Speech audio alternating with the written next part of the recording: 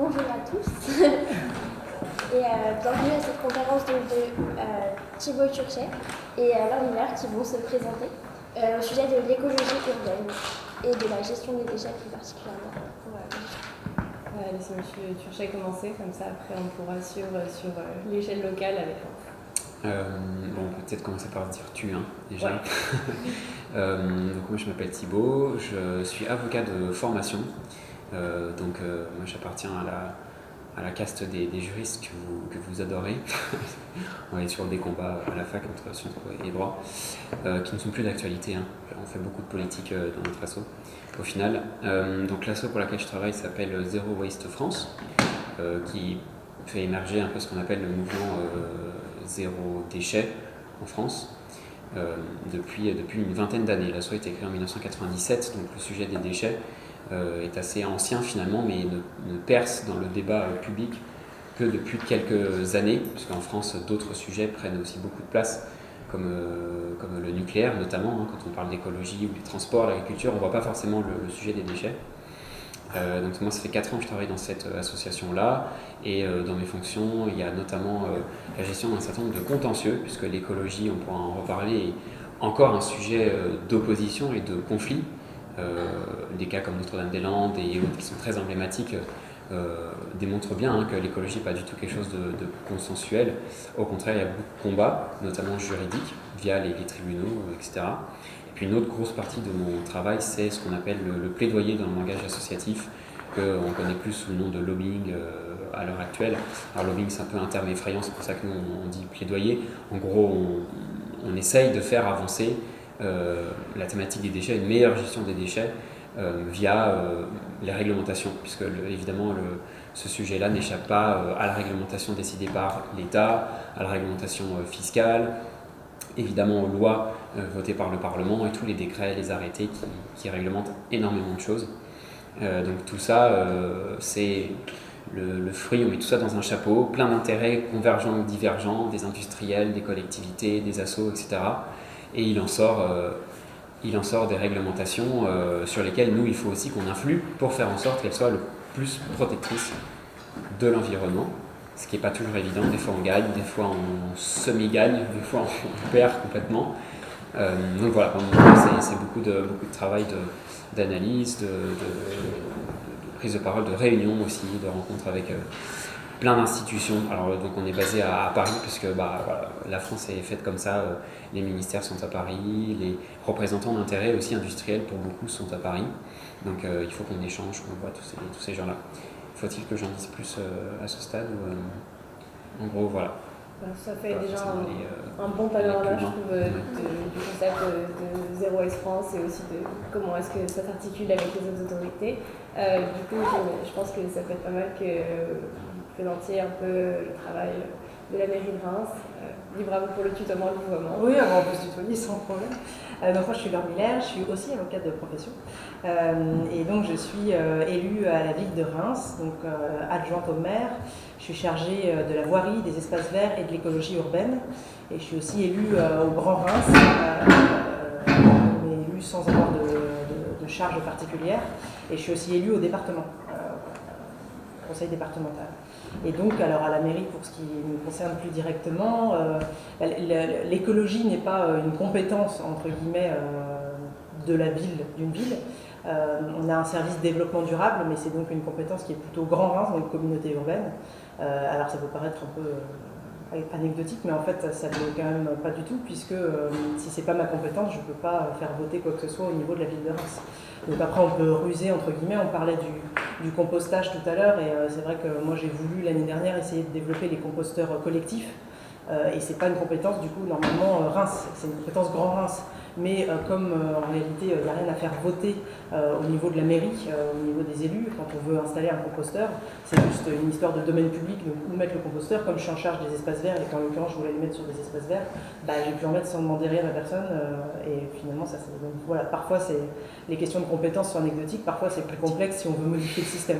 Voilà, mais, donc voilà, après que vous dire du coup sur la question de l'écologie, en fait, nous, à Reims, on a plutôt une idée d'écologie qui, justement, soit pas forcément punitive. Donc ça peut paraître une écologie molle peut-être pour certains, mais voilà, tu disais tout à l'heure que l'écologie c'était pas du tout consensuel aujourd'hui, que c'était beaucoup de combats. Et en tout cas, mon opinion, c'est que du coup, je ne suis pas sûre qu'en voulant imposer des choses, des restrictions sous prétexte d'urgence, mais d'une urgence qui existe réellement, hein, mais du coup, on n'ancre pas dans la tête des gens l'idée que l'écologie serait du coup une valeur négative, que ça nous retirerait du confort.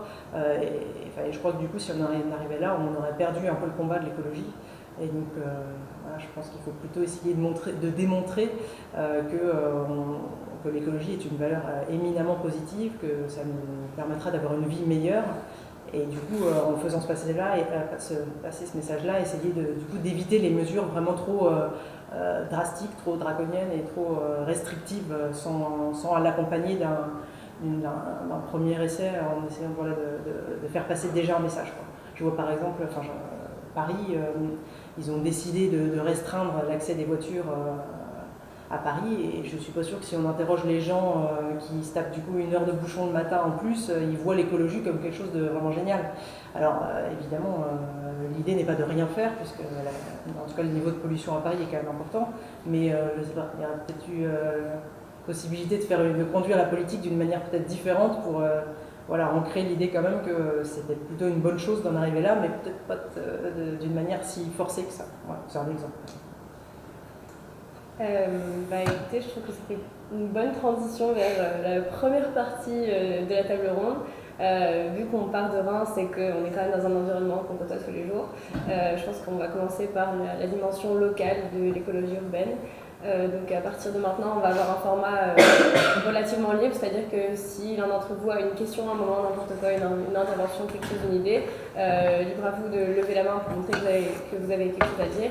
Et une fois que les interventions sont terminées, libre à vous de prendre la parole pour vous exprimer. L'idée, c'est d'avoir surtout une discussion libre et un échange plutôt que juste d'être là pour écouter dans une conférence à moitié muette, ce qui n'a pas beaucoup d'intérêt. Donc, pour revenir à la dimension locale, est-ce que tu veux commencer par poser une question? Est-ce que j'y vais? Dans les questions qu'on s'était posées, on se demandait comment est-ce qu'on peut articuler en fait, les législations qui existent au niveau national et comment est-ce que ça se traduit au niveau municipal, pour commencer là-dessus. Et comment faire pour que du coup qu'il y ait un ancrage réel dans la vie de tous les jours, des grandes décisions, des grandes orientations nationales. Donc, comment est-ce qu'on passe en fait de la politique d'un gouvernement à tous les jours dans la vie concrète des engagements, que ce soit sur le plan municipal et législatif ou que ce soit sur le plan associatif. Donc on vous laisse à chacun l'occasion de vous exprimer sur la question et ensuite la discussion est ouverte. Je pense plutôt les lieux. Ouais. Après, ça va dépendre de quoi on parle, quoi. Par exemple, le zéro phyto qui a été voté, alors si je ne me trompe pas, c'était avec le Grenelle de l'environnement, il me semble. En tout cas, ça a commencé par là. Ça a dû être poursuivi avec la loi de Ségolène Royal, mais voilà, finalement, la loi nous a laissé un temps pour s'adapter, a laissé en tout cas à la fois aux collectivités territoriales, puisqu'il y avait une échéance pour les collectivités territoriales, et ensuite il y a une échéance qui est le 1er janvier prochain pour les particuliers, sur l'interdiction d'utiliser des produits phytosanitaires. Typiquement là, c'est plutôt une loi entre guillemets intelligente, puisqu'elle laisse un délai à chacun pour se préparer à l'interdiction. Du coup, nous, collectivités territoriales, en réalité, Reims avait commencé depuis plus de 10 ans à stopper du coup, tout produit phytosanitaire. Donc, il n'y a pas grand-chose de plus à faire, puisque c'était déjà entamé. Mais voilà, typiquement, c'est des applications législatives qui sont assez simples à réaliser, puisqu'on nous laisse un délai, on nous prévient, et donc on peut assez facilement sur le terrain la mettre en application. Pour les particuliers, là, du coup, c'est différent. Je ne suis pas sûre qu'au 1er janvier, il n'y ait pas des gens qui se disent mince, j'ai encore envie d'avoir du Roundup pour désherber dans mon jardin, sans doute, mais voilà, l'idée a eu le temps de faire son chemin et d'atterrir dans les esprits de chacun. Je n'ai pas forcément d'autres idées qui me viennent à l'esprit, mais sur la question des déchets, je pense qu'il y a aussi des réglementations qui évoluent assez souvent. Moi, sur les déchets, je ne sais pas ce qu'on va nous imposer. Si, tout le plastique, toutes ces questions qui vont arriver aussi. Le compostage aussi. Typiquement, par rapport à l'application d'une décision qui a été prise au niveau national, donc là, récemment, on peut penser à l'interdiction d'usage de plastique à usage unique dans les dernières décisions qui ont été prises. Il y a aussi tout ce qui est la gestion des déchets. Comment est-ce qu'à l'échelle locale, on va prendre des décisions pour opter pour tel système de gestion des déchets ou tel autre? Est-ce que là-dessus, tu peux nous faire un petit panorama de ce qui est fait, peut-être pas uniquement en France, mais ailleurs? Alors restons scotchés pour les 3 prochaines heures. C'est un vaste débat, hein. C'est un très très vaste débat, comment tu prends des grandes réglementations et qu'on les fait avancer, sachant qu'il y en a certaines qui viennent du niveau européen, ce qui permet aux États tantôt de dire c'est pas moi qui ai pris la décision, quand c'est des choses assez difficiles à porter, ça arrange bien tout le monde de se retrancher derrière l'Union européenne. Je pense qu'on le ferait tous pareil de toute façon. Et puis quand c'est des choses positives à porter, typiquement le Grenelle de l'environnement, à l'époque il y avait un meilleur consensus peut-être qu'à l'heure actuelle sur l'écologie. En fait c'est assez paradoxal, mais bon, le Grenelle de l'environnement, je crois que c'est au moins 2/3 de transposition de directives européennes où il n'y avait pas grand choix de toute façon, hein, sur la protection des eaux et les déchets aussi. C'est des directives européennes en général qui depuis longtemps encadrent tout ça. Donc là, finalement, l'Union européenne avait moins bon dos. Tu vois, c'est l'État, c'est voilà, le nouveau président, etc., qui fait ça. C'est clairement un gros sujet. Je pense qu'il y a le délai qui est laissé aux acteurs clairement pour s'adapter est assez important, sachant que quand quelque chose est dans la loi, ça ne veut pas dire que tous les gens qui sont concernés vont le mettre en œuvre. Nous, on a travaillé récemment sur les entreprises et le fait qu'elles doivent trier les déchets depuis déjà plus de 2 ans. Ça fait 2 ans que c'est en vigueur et que c'est la loi, enfin un décret en l'occurrence. Et en fait, bon, ça bouge pas. Nous, on a attaqué McDo et KFC pour l'exemple. Pour dire écoutez, ils ne trient pas alors qu'ils ont l'obligation de le faire. Si McDo n'a pas envie de bouger du haut de ses 5 milliards d'euros de chiffre d'affaires, voilà, il faut derrière la politique de sanctions, de contrôle. Et ça, c'est un sujet en tant que tel qui est très important et pour lequel l'État et les collectivités, en fonction de leurs responsabilités, ne se donnent pas toujours les moyens de le faire. Alors clairement, l'État dit ok, moi je veux que dans 3 ans tout le monde trie, toutes les entreprises. Derrière, si les mastodontes ne bougent pas, en fait, il faut déployer les contrôles, les rappels, les solutions aussi, parce qu'il y a certaines choses qui nécessitent des adaptations et qui ne se font pas en un claquement de doigts. Et ça, pour que les réglementations percolent jusque tout en bas, que ce soit des acteurs publics ou privés, au final, hein, c'est pas forcément le problème. Et bien ça demande pas mal d'énergie, sauf que je sais pas, en France par exemple, pour ce qu'on appelle les installations classées, ce sont les usines en fait qui obéissent à un certain classement, qu'elles demandent en préfecture des autorisations, un certain nombre de papiers. Il y en a à peu près 450 000 en France à plus ou moins fort potentiel polluant, hein. C'est-à-dire qu'une station essence c'est une installation classée jusqu'à l'usine ZDF ou voilà, donc toute une palette. Il y a 1300 inspecteurs en France qui contrôlent ces usines-là. Donc autant vous dire que quand vous avez fait le tour des trucs super risqués, des énormes entrepôts, des grandes usines, des usines d'incinération par exemple qui présentent plus de risques, qui sont des centaines et des centaines, il reste peu de place pour aller toquer à tous les McDo de France ou autres. C'est-à-dire 1300 ça fait beaucoup, on se dit que beaucoup de pays peuvent nous envier hein, pour des services de contrôle comme ça qui sont quand même très en place, très structurés. Enfin, l'État c'est quand même quelque chose d'assez fort en France, y compris les collectivités. Mais clairement 1300 inspecteurs pour plus de 400 000 usines. Voilà, une fois que vous avez fait le tour des zones de la chimie dans chaque département, et ça sur toutes ces réglementations-là, on s'en rend compte que c'est assez complexe. En tout cas, ça fait partie des choses qu'il faut anticiper. La loi ne se suffit pas évidemment à elle-même, elle permet d'entraîner. Aujourd'hui, un peu le problème qu'on a, c'est clairement la loi fixe des grands objectifs dont on ne sait plus trop si on va se dire ok, on veut que ce soit respecté ou pas. Sur les déchets, il y a une obligation théoriquement en 2025 à ce que tous les Français puissent mettre de côté leurs déchets organiques. C'est-à-dire que leur peau de banane, on puisse l'acheter soit dans un composteur, soit dans une nouvelle collecte qu'on ajouterait chez vous, plusieurs possibilités. Est-ce que l'État finalement il croit vraiment de se dire en 2025 on va vraiment tenir l'objectif? Et quand on regarde les projections qui sont faites par ailleurs dans les travaux plus techniques, ils disent bon, on va tabler sur la moitié du gisement de déchets organiques effectivement détournés. Donc ça c'est toute la problématique entre la loi, la politique et l'application. et la prise en compte des parties prenantes que sont les collectivités, dont certaines veulent le faire très vite, dont certaines l'ont déjà fait, certaines veulent le faire mais dans plus longtemps, certaines ne veulent pas le faire, et c'est hyper complexe du coup de naviguer dans toutes ces institutions quand vous rajoutez les entreprises en plus, les grandes multinationales, les plus petites entreprises.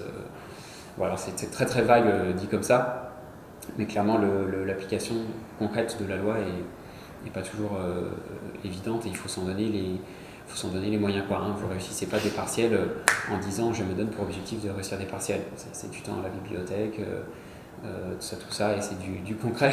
Il faut le vouloir effectivement, quoi. C'est ce que je veux dire.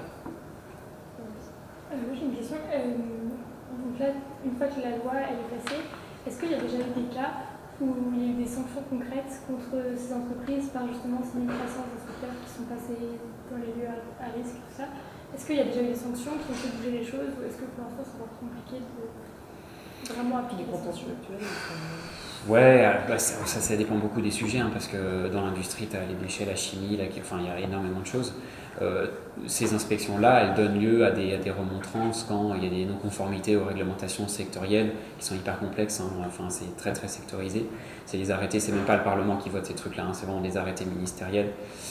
Ce qui questionne sur la séparation des pouvoirs, d'ailleurs aujourd'hui, hein, le vrai pouvoir n'est pas particulièrement au Parlement, le vrai pouvoir il est du côté des ministères. On pourra y revenir sur l'aspect lobbying. Donc oui, la réglementation est quand même globalement respectée, en tout cas pour ces industries-là. Après, clairement, sur les nouvelles lois, type, et là c'est pas l'industrie, McDo, c'est les batteries et les déchets, ça c'est beaucoup plus compliqué parce que c'est quelque chose de totalement nouveau, alors qu'une industrie, elle sait quelle réglementation elle doit respecter. Le type qui veut créer un entrepôt très important pour stocker des produits dangereux, il ne fait pas ça comme ça du jour au lendemain, il sait à quoi il est soumis. C'est vraiment les réglementations un peu nouvelles, plus elles s'adressent d'ailleurs au grand public et moins aux entreprises, vraiment d'un côté technique, et quelque part plus c'est compliqué parce qu'on s'adresse à une multitude d'acteurs. Le tri des déchets, c'est autant le campus de Sciences Po que McDo, que un cabinet d'avocats du coin, etc. Ça c'est beaucoup plus complexe pour aller jusque chez les gens en fait. Et on ne vit pas encore dans une dictature qui permet de toquer, tant mieux, hein, quelque part. On va fliquer les gens. Donc ça c'est l'équilibre clairement entre... Mais c'est souvent un sujet de conférence à part entière, hein. Faut-il une dictature verte? Point d'interrogation. C'est souvent un sujet...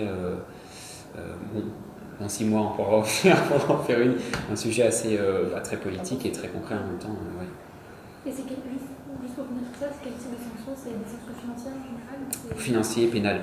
Typiquement, l'absence de tri des déchets dans n'importe quel bureau peut t'amener à passer 2 ans derrière des barreaux et 75 000 € d'amende. Évidemment, personne n'est jamais allé en prison pour absence de tri, et c'est pas plus mal. Mais oui, c'est souvent financier ou prison, hein, comme pour les infractions pénales, souvent. Voilà. Et là, ce que vous visez à faire pour McDo et KFC, c'est plus une sanction médiatique du coup.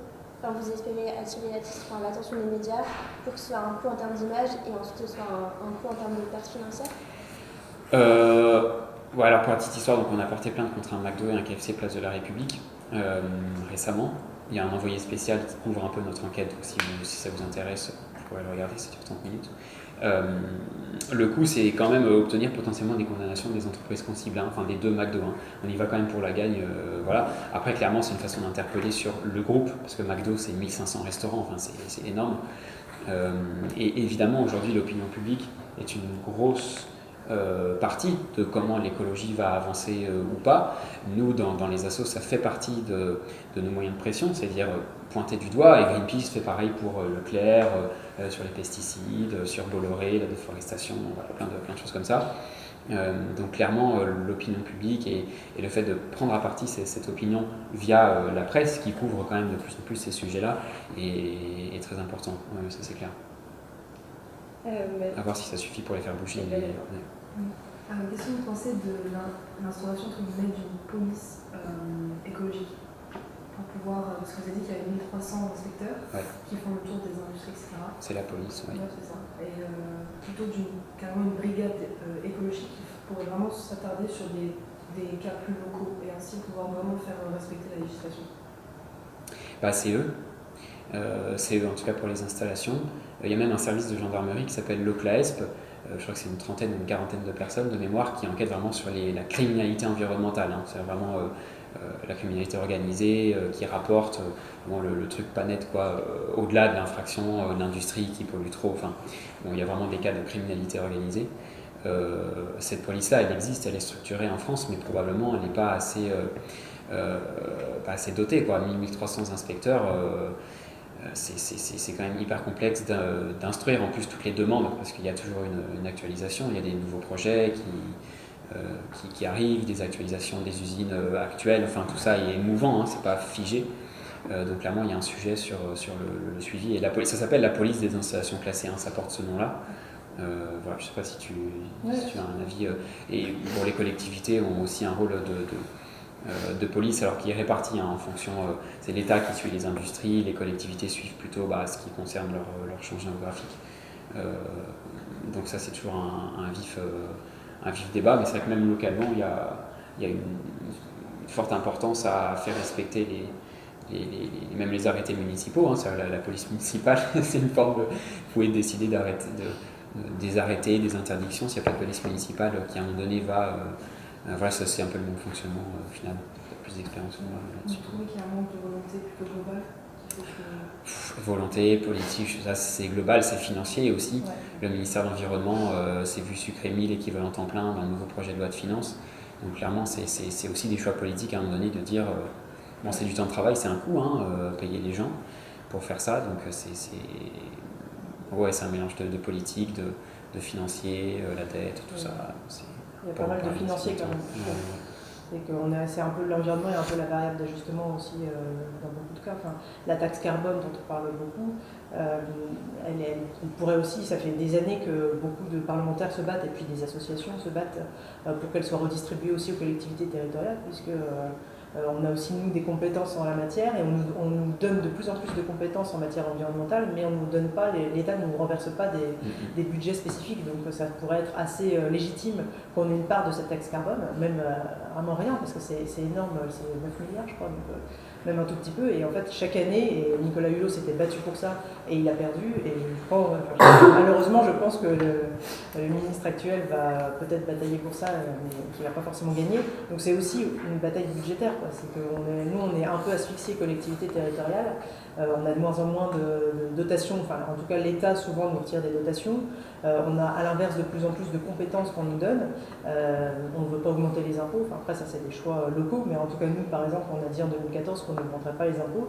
donc on est vraiment chaque année, enfin moi à mon petit niveau, chaque année je dois négocier avec l'adjoint aux finances pour essayer de lui rendre un tout petit peu d'argent parce qu'il faut faire un effort chaque année, et en même temps me dire j'ai quand même besoin d'avoir, et j'aimerais bien avoir d'ailleurs plus si je voulais faire autre chose, notamment en matière environnementale, donc c'est aussi compliqué, c'est-à-dire qu'on pourrait avoir plus par exemple de policiers municipaux si on voulait sanctionner les gens qui jettent des trucs par terre, les gens qui jettent leurs cigarettes, enfin on pourrait avoir ça, sauf que les policiers pour l'instant municipaux on les a déjà doublés depuis 2014 et ils sont même pas encore en capacité d'aller sanctionner quand les gens se garent sur les trottoirs et que ça gêne dans tous les quartiers, donc en fait on est un peu aussi submergé par les demandes globales, et donc la demande environnementale, malheureusement, elle est fondue, on ne peut pas la mettre nécessairement en priorité, quoi. Donc, moi, je trouve que financièrement, la question budgétaire, elle est vraiment énorme pour nous, quoi.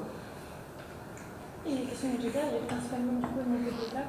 Par exemple, si on prend l'exemple de Reims, est-ce que c'est décidé au niveau de l'État quelle part du budget sera allouée à l'environnement, ou est-ce que vous, au niveau de la mairie, vous pouvez répartir le budget un peu différemment pour en allouer un peu plus Ah oui, complètement. On est totalement libre de répartir le budget comme on veut. Si demain on est doublé. D'accord, donc la décision revient au. Je sais pas comment ça marche, à l'adjoint de finances, je sais pas qui. Elle revient au maire en fait. C'est le maire qui gère combien il alloue au. Ouais. Il y a des budgets, des grands équilibres budgétaires qui ne bougent pas nécessairement, c'est-à-dire que nous, on arrive en 2014, on n'a pas tout bouleversé. Après, on peut laisser un peu la culture au profit de, effectivement, la question. Alors, encore une fois, il n'y a pas de budget environnement à la ville. Non, parce que c'est pas une compétence. En fait, il y a des services à la ville, et donc le service espace vert a un budget, le service voirie a un budget, et donc c'est à l'intérieur de ça qu'on peut glisser, en fait, entre guillemets, une part qui servira à quelque chose qui a une nature environnementale. Moi, j'ai récupéré un petit budget parce que chaque année à la ville, je fais par exemple, c'est minuscule, hein, mais je fais un appel à projet pour récompenser une association qui a un projet environnemental. Donc c'est 5 000 €. Donc ça, c'est moi qui l'ai pris sur une ligne qui n'était pas environnement, quoi. Et donc on pourrait répartir différemment. Mais encore une fois, en fait, la collectivité et la ville, c'est comme un énorme camion qui fonctionne depuis toujours. Et donc, c'est difficile par exemple, si on retire à la culture, on va aussitôt avoir, je prends l'exemple comme ça parce que c'est le plus gros budget en fait. Avec l'éducation. Mais du coup, si on retire un tout petit peu, ils vont nous dire, mais attendez, vous êtes... ah oui, donc la culture pour vous, c'est pas important, ou il y a une association qui du coup va être privée de subventions telle année. C'est compliqué de retirer, en fait, il nous faudrait un peu plus. Ça permettrait mais retirer à quelque chose, à un budget en particulier, c'est un peu compliqué. Est-ce que vous pensez que du coup, en fait, si j'ai bien compris, il y a un des problèmes à l'origine, c'est que c'est pas une compétence propre à la différence d'autres compétences qui sont déterminées au niveau national pour les municipalités. Donc est-ce que si on se fie en fait à la logique gouvernementale qui s'engage de plus en plus dans l'environnement, par exemple au ministère de l'Environnement, il y a tout un plan pour l'économie circulaire qui a été édité et qui est en train d'être mis en place, est-ce que ce serait pas logique de créer du coup une nouvelle compétence qui du coup aurait deux droits de manière totalement légitime sans besoin de batailler pour chaque mille de pain, une compétence et un budget alloué pour chaque municipalité? Pourquoi pas. Après, on peut aussi dire que l'écologie, c'est transversal. Et donc, mais quand on se rend compte qu'en réalité, c'est... en fait, ouais. Après, moi, je pense que si au sein de chaque direction, de chaque service, on regarde les actions, il y en a peut-être qui sont à visée écologique, mais qui ne sont pas ciblées comme telles. Mais est-ce que, par exemple, ouais, voilà, les espaces verts, les espaces verts en règle générale, c'est quelque chose qui est plutôt écologique. Donc je pourrais très bien dire que le service espace vert et son budget, c'est l'écologie. A priori. Est-ce qu'il ne devrait pas y avoir une sorte de compétence globale à laquelle un budget est alloué, mais qui servirait non pas à créer des projets exclusivement restreints à cette ère-là, mais qui servirait en fait à aller sur les autres branches et du coup sur les autres compétences de la ville, que justement on puisse ajouter une composante. Donc par exemple, si on imagine qu'il y a un bâtiment municipal qui doit être rénové, s'il y a le budget de base du service qui s'en charge, qui est complété par celui du service qui aurait la compétence environnementale, là on pourrait faire un bâtiment qui serait écologique, durable, qui serait moins énergivore.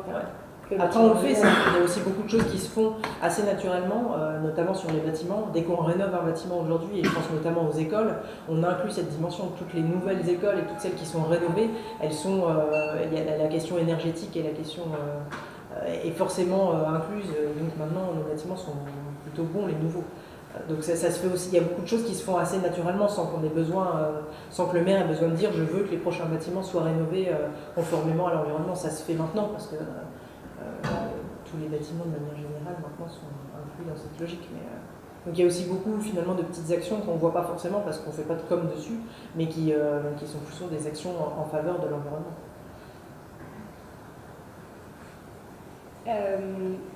Peut-être pour préciser le fonctionnement des dotations et tout ça, parce que c'est pas forcément hyper... c'est ardu comme sujet, c'est parmi le budget des collectivités, l'État, chaque année, depuis longtemps, reverse des sommes d'argent qui, ces dernières années, sont de plus en plus faibles. Donc ça fait partie du budget des collectivités, et clairement c'est un gros problème. Après, au niveau ministériel, elle existe cette compétence, ministère de l'Environnement, donc c'est très, très fléché. Le problème, au-delà de l'organisation et dans quelle mallette on met l'argent, le problème c'est l'argent. Et aujourd'hui, on a de moins en moins. En tout cas, il est fléché vers d'autres priorités. Au niveau national, là, c'était la défense qui a eu plus 1,5%, quelque chose comme ça. Et donc si en fait demain il y avait de l'argent pour tout, quelque part, peu importe le fléchage, si les billets tombaient du ciel, il n'y aurait pas besoin de se demander dans quelle mallette on le met, et ça c'est... Et après, quand on parlait de rénovation, est-ce que c'est pas justement dans ces circonstances-là qu'il faut essayer de faire des projets plus ambitieux? Par exemple, au bout de Venise, on est en train de refaire toute la rue, mais au bout de ce que je vois, on n'a pas choisi par exemple de faire des trottoirs plus larges ou de planter des arbres. qui aurait pu permettre vraiment de renouveler la rue. Et là, on refait la rue, c'est bien, mais ça reste tout pour la voiture. Et dans cette dynamique-là, c'est un manque de. Je suis pas d'accord, on réduit. Sur ce projet. Il y avait 2 voies d'un côté, on a réduit à 1 voie, et il y aura une voie pour les vélos de chaque côté. Et ça n'allait pas de soi parce que la rue de Venise, pour le coup, c'est une rue toute voiture depuis toujours. Donc réduire, de passer de 2 voies à 1 voie, c'est quand même déjà pas mal. Et beaucoup de gens râlent en disant que ça va créer des bouchons, etc. Moi, je pense pas. Je pense que beaucoup de voitures vont du coup se déporter. Mais voilà, après, planter des arbres, ça impliquait de supprimer tout le stationnement. Et c'est la vraie question. C'est-à-dire, moi, je veux bien planter des arbres, mais je vais avoir une manifestation devant la mairie parce que les gens, ils n'ont pas de garage et qu'il faut bien qu'ils mettent leur voiture quelque part. Et que si on supprime toutes les places de stationnement, c'est pas réaliste dans un premier temps, quoi. Après, c'est une question de. Je vous ai pas convaincu, je le sens bien, mais en fait, depuis que moi j'ai la voirie, ça fait pas très longtemps. Avant, j'avais que les espaces verts, donc je me battais pour planter des arbres. Et l'adjointe à l'époque n'était pas très écolo, donc du coup, j'étais pas. Mais maintenant que j'ai les deux, j'essaye à chaque fois. Et en fait, j'essaye autant que possible, donc parfois on supprime quelques places et du coup on peut mettre des arbres, puis il y a des endroits où la suppression de places de stationnement, on sait que ça n'aura pas d'impact et dans ce cas-là on le fait, et il y a des endroits qui sont déjà hyper contraints où les gens se garent sur les trottoirs parce qu'ils n'ont pas de place, etc. Et là, à un moment, il faut le prendre en compte, ou alors il faudrait interdire aux gens d'avoir une deuxième voiture dans chaque foyer, enfin j'en sais rien, mais il faut bien qu'ils mettent leur voiture quelque part malheureusement, quoi. Donc ça dépend du contexte, parfois on arrive à en supprimer et on est en train de mettre en place la zone 30 dans tout le centre-ville, enfin ça va être un peu plus que le centre-ville puisque ça va aller jusqu'au rond-point des droits de l'homme, donc ça va vous concerner bientôt. Et du coup, on est obligé de supprimer un certain nombre de places de stationnement un peu partout, parce que pour pouvoir mettre un double sens cyclable, parfois, pour que ça tienne, on est obligé de virer les places de stationnement, et déjà, c'est pas hyper bien perçu. Enfin, je sens que les gens le détestent de plus en plus. Enfin, on le fait, mais à un moment, voilà, c'est un équilibre, quoi. Et puis parfois, alors moi je suis souvent extrêmement déçue, c'est que parfois je voudrais planter des arbres, il y a la place, mais tous nos réseaux sont enterrés, ce qui est une bonne chose, mais en fait ils sont enterrés à ça du sol, et du coup on me dit on ne peut pas planter d'arbres, en fait, parce que sinon les racines vont bousiller les réseaux, ou l'arbre va avoir du mal en tout cas à s'implanter, et donc on ne peut pas planter d'arbres. Donc parfois on aimerait faire des choses, et puis on a des mauvaises surprises. Mais il va y avoir un espace vert à l'angle rue Gambetta et rue de Venise. Ouais, c'était quand on est passé en venant, c'était une des grosses perpendiculaires. Okay. Ça. Moi, c'était par rapport à ce que vous avez dit au tout début en ce qui concernait le fait de l'écologie punitive. Et donc, vous pensez par exemple que Paris, c'était pas une bonne idée de supprimer les voitures du centre? Parce que je sais que par exemple, dans des villes comme Strasbourg, le centre est entièrement piéton, et c'est quand même piéton ou cyclable, je crois. Et il me semble que c'est. Enfin, certaines parties. Ouais, certaines parties. Pas totalement. Pas totalement. Ouais. Mais c'est. Moi, c'était un exemple que je donnais où les gens qui en venaient disaient que c'était quand même très agréable de pouvoir. Au long terme, au début, les gens râlent parce qu'ils peuvent plus utiliser leur voiture, mais qu'après, du coup, au long terme, ils finissent quand même par utiliser leur vélo et dire que c'est beaucoup plus agréable. Vous pensez vraiment que c'est de l'écologie punitive? Ça dépend comment on le fait. Peut-être qu'à Strasbourg, ils l'ont fait. Je pense d'ailleurs qu'ils l'ont fait un peu au fur et à mesure, quoi, qu'ils ont commencé à construire les pistes cyclables, donc à habituer les gens. Et il y a une culture du vélo qui n'est pas forcément la même partout. Donc après, c'est à s'adapter. Mais de toute façon, la question va nous être posée. Vous parliez tout à l'heure, tu parlais tout à l'heure des lois qui nous sont ensuite imposées. Ségolène Royal, elle avait inclus dans la loi l'idée de créer des zones à circulation restreinte. Et c'est là-dessus que Paris s'est appuyé pour créer, donc avec les fameuses vignettes critères. Donc elle avait rendu cela possible dans la loi, c'était pas obligatoire, c'était juste possible. Et là, le projet de loi L'Homme, qui est actuellement en cours de discussion, prévoit, donc ils ont appelé maintenant ça des zones à faible émission, mais c'est un peu la même chose. Donc nous, Reims, on est allé au ministère pour signer un engagement par lequel on était favorable à l'idée de réfléchir à cette question. Enfin, on ne sait pas encore exactement comment on va la mettre en place. D'ailleurs, il n'y a pas encore de vraie définition de la zone. Donc, on n'est pas hostile à ça. C'est juste la méthode, quoi, voir un peu comment elle puisse s'adapter. Moi, après, je ne suis plus parisienne. Je l'ai été pendant 15 ans, mais j'avais l'impression que les gens détestent Anne Hidalgo, alors on s'en fout. Mais je veux dire, du coup, il y a peut-être eu à un moment donné un problème de communication, de méthode, je sais pas, des choses qui se sont faites trop rapidement. Je m'interroge en fait, j'en sais rien. Et à Reims, je ne sais pas non plus ce que ça va donner, c'est-à-dire que là, on est en train de réfléchir à l'idée de créer une zone, on est en train de réfléchir à la question du dernier kilomètre, c'est-à-dire tout ce qui est transport de marchandises et livraison, parce qu'il y en a de plus en plus, les gens achètent de plus en plus, moi la première malheureusement sur Internet, et du coup, il faut bien livrer tous ces colis, il y a tous les restaurants, toutes les écoles, il y a un tas de livraisons qui sont finalement obligatoires, sur lesquels on peut pas. Donc, comment l'organiser pour qu'il y ait le moins de camions possible? Donc, est-ce qu'il ne faut pas les arrêter avant le centre-ville et qu'ensuite ils continuent avec une voiture propre, avec un véhicule propre? Donc, on est en train de réfléchir à ça. Ce qui serait déjà une manière de restreindre le centre-ville, de restreindre au centre-ville tous les camions ou les camionnettes. Et déjà, ça, c'est pas simple. On fait des réunions de concertation avec les professionnels qui sont déjà qui se sentent pointer du doigt.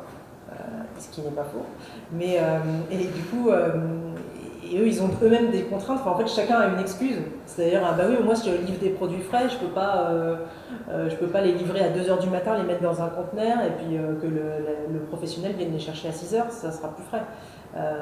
Tout le monde a une excuse en fait, donc, ou alors il y a aussi un problème, c'est-à-dire il y a certains types de véhicules qui ne sont pas encore forcément aux normes, on manque de véhicules genre type camionnette qui permettent de livrer des produits frais, par exemple, qui soient propres, des véhicules propres, apparemment.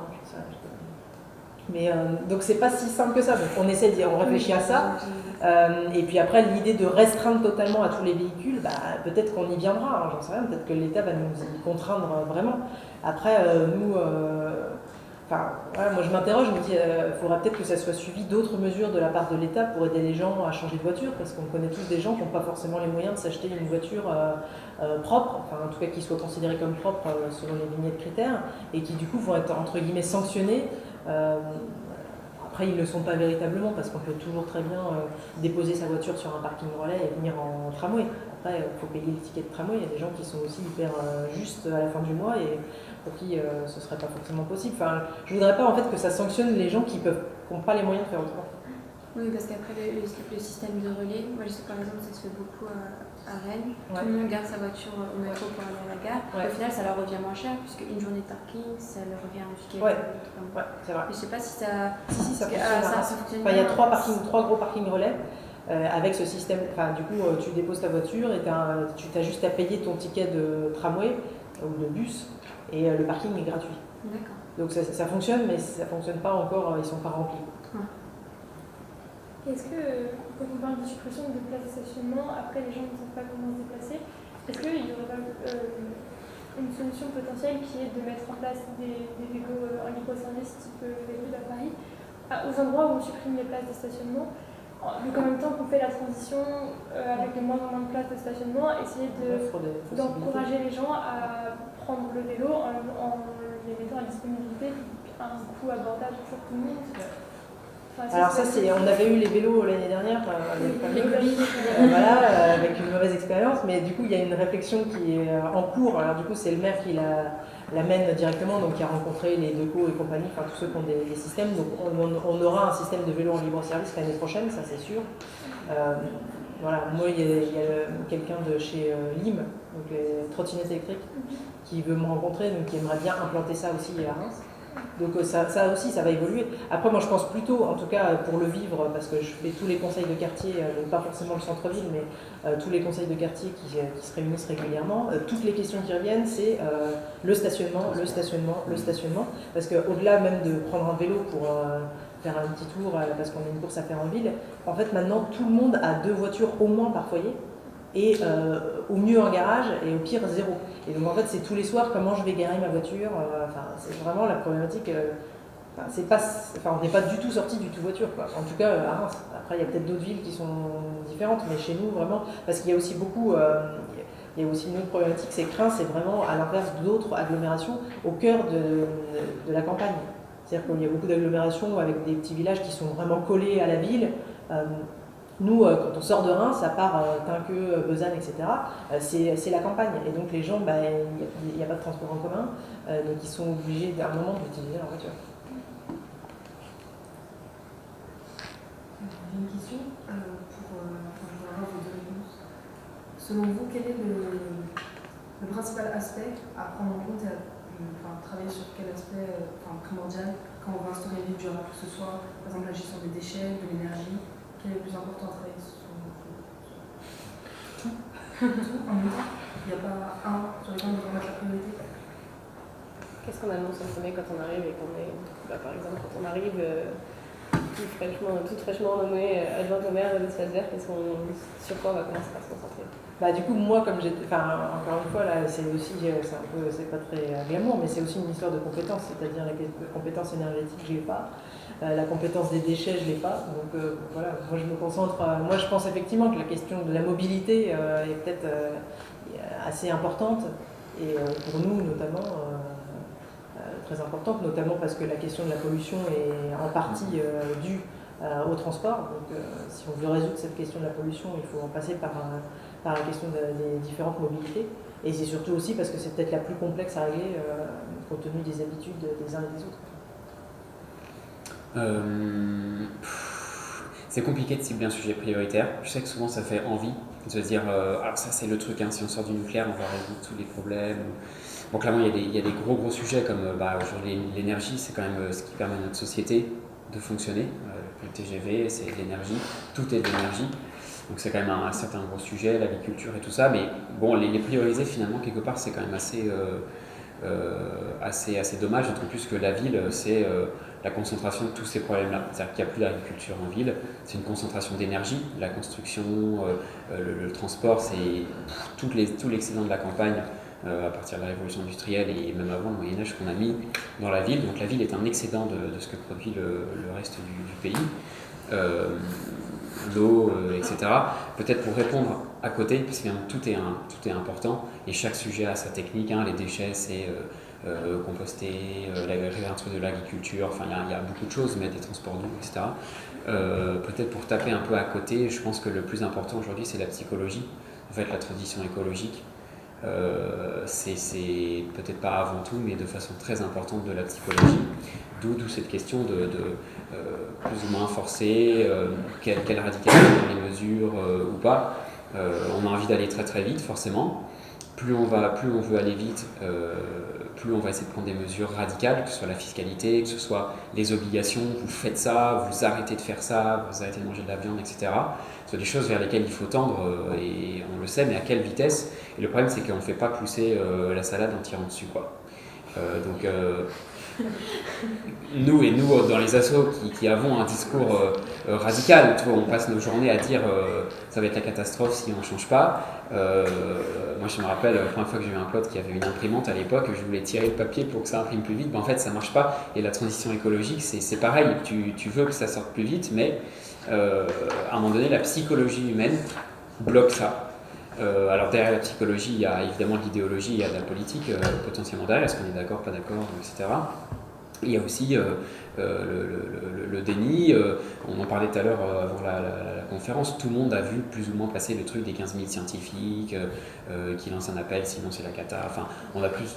En gros l'info on l'a, derrière c'est de la psychologie, et d'autant plus quand tu demandes à des gens d'abandonner une de leurs deux voitures demain, de plus prendre le vélo, etc., qui sont des choses assez contraignantes potentiellement dans le mode de vie des gens, changer d'alimentation, enfin, c'est assez lourd, il n'y a pas de doute là-dessus. Derrière, c'est la psychologie, et là, il y a toutes les réactions. Il y a les gens qui sont douchés par les nouvelles, qui disent « Ok, ça y est, bon, j'ai compris, je vais le faire ». Les gens qui ont les nouvelles, déni complet, je pense qu'on en a tous autour de nous. Voilà, on continue à jouer de la musique pendant que le bateau coule, voilà. Il y a 3-4 grandes catégories comme ça, et tout ça c'est beaucoup de psychologie aussi. Et les élus ils sont confrontés, je pense qu'on vous expliquait des mesures, c'est hyper complexe de remettre ça dans un cadre global, oui, mais sauf que les gens ils voient leur facture, leur mode de vie, et n'ont pas tous les mêmes aptitudes et les mêmes amplitudes au changement. Et en fait, la transition, c'est un changement. Concrètement, il y a évidemment des grands équilibres politiques, industriels à changer, mais tout ça, il faut que ça se traduise dans nos modes de vie à nous, nos consommations ou nos non-consommations, c'est ça aussi le problème. Et ça, c'est une gestion du changement. Souvent, on parle de gestion du deuil, on prend les courbes un peu de gestion du deuil entre la phase de déni, de dépression, d'acceptation, d'expérience, et puis de se remettre à respirer. C'est un petit peu ça, la transition écologique aujourd'hui. C'est pas mortifère, au contraire, hein, le but c'est refaire vivre notre société, mais la gestion du changement des habitudes, etc., obéit un petit peu à ça. Parce que vous, si autour de vous, vous avez proposé des choses à votre famille, je sais pas, à Noël, on arrête de mettre des papiers cadeaux et on emballe dans des tissus ou du journal, j'en sais rien. Changement d'habitude, blocage, comment on gère ça? Expérience, je te fais un cadeau avec du papier journal, ok, c'est pareil, même service, je déchire mon papier, je découvre mon cadeau. Bon voilà, c'est petit exemple, mais c'est ça, et le sujet abandonner sa voiture ou devenir végétarien ou etc., c'est encore plus violent quoi. Donc la psychologie, en fait, il faut faire Sciences Po puis après un master en psycho. Mais c'est ça qui est dommage, je trouve, c'est que, et c'est là que moi parfois je me dis qu'on a vraiment déjà perdu, c'est qu'il n'y a aucun en fait discours politique qui soit positif sur cette question. Alors qu'en fait, on pourrait très bien dire, mais c'est génial, en fait, c'est cette fameuse transition, c'est-à-dire qu'on est à l'aube d'un monde qu'on peut encore imaginer, qu'on peut encore créer nous-mêmes, avec toutes les innovations qui peuvent aller avec, voilà, on est en train de vivre une transformation géniale, et demain sera forcément meilleur, parce qu'on va mieux manger, parce qu'on va mieux vivre, plus longtemps, en meilleure santé, etc.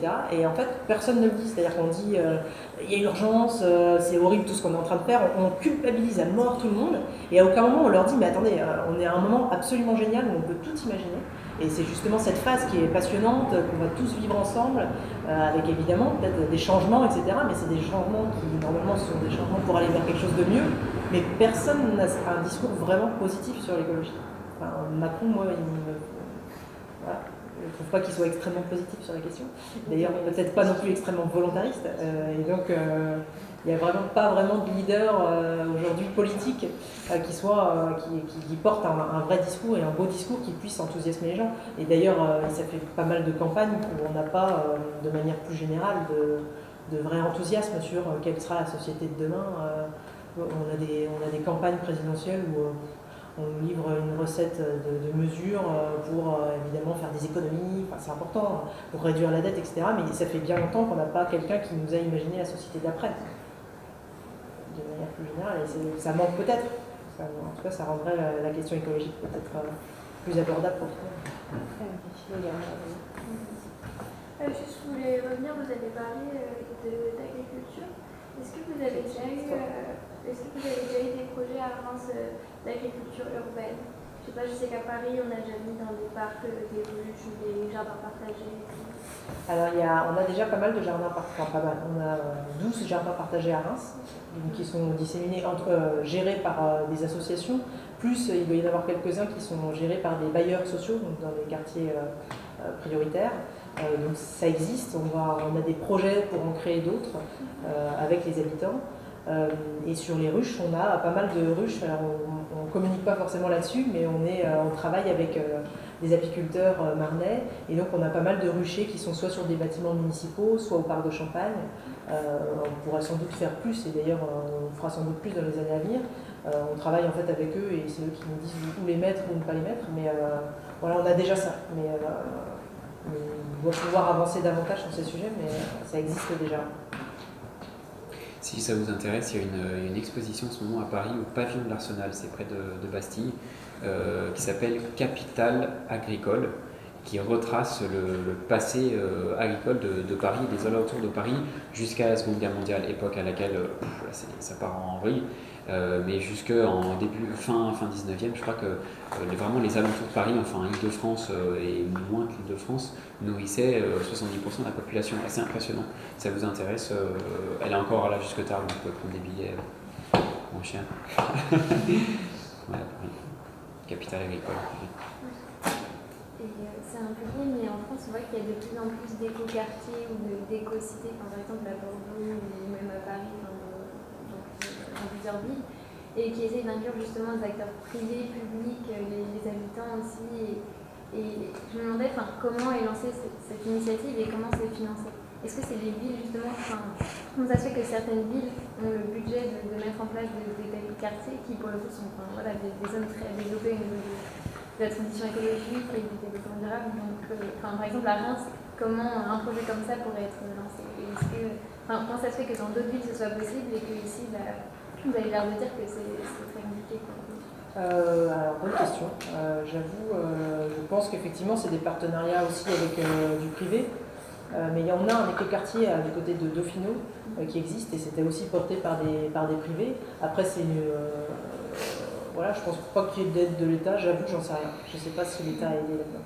Après, peut-être que souvent il y a des appels à projets de l'État en direction des collectivités territoriales. Donc peut-être que parfois certaines autres villes ont pu profiter de ces appels à projets et donc de financements supplémentaires pour ça. Est-ce que je peux avoir une précision sur le partage des compétences entre le Grand Reims et la mairie au niveau environnemental? Parce que, par exemple, le projet territoire zéro déchet, zéro... ça c'est Grand Reims. Ils ont été lauréats? Ouais. Le lauréat pour zéro déchet, zéro phyto. C'est pas zéro phyto? Non, c'est pas zéro phyto, c'est zéro déchet, zéro... Gaspillage. C'était pas le projet du ministère. Et donc ça, c'est au niveau du Grand Reims, et vous n'avez vraiment aucun... En fait, il n'y a aucun lien avec ce projet?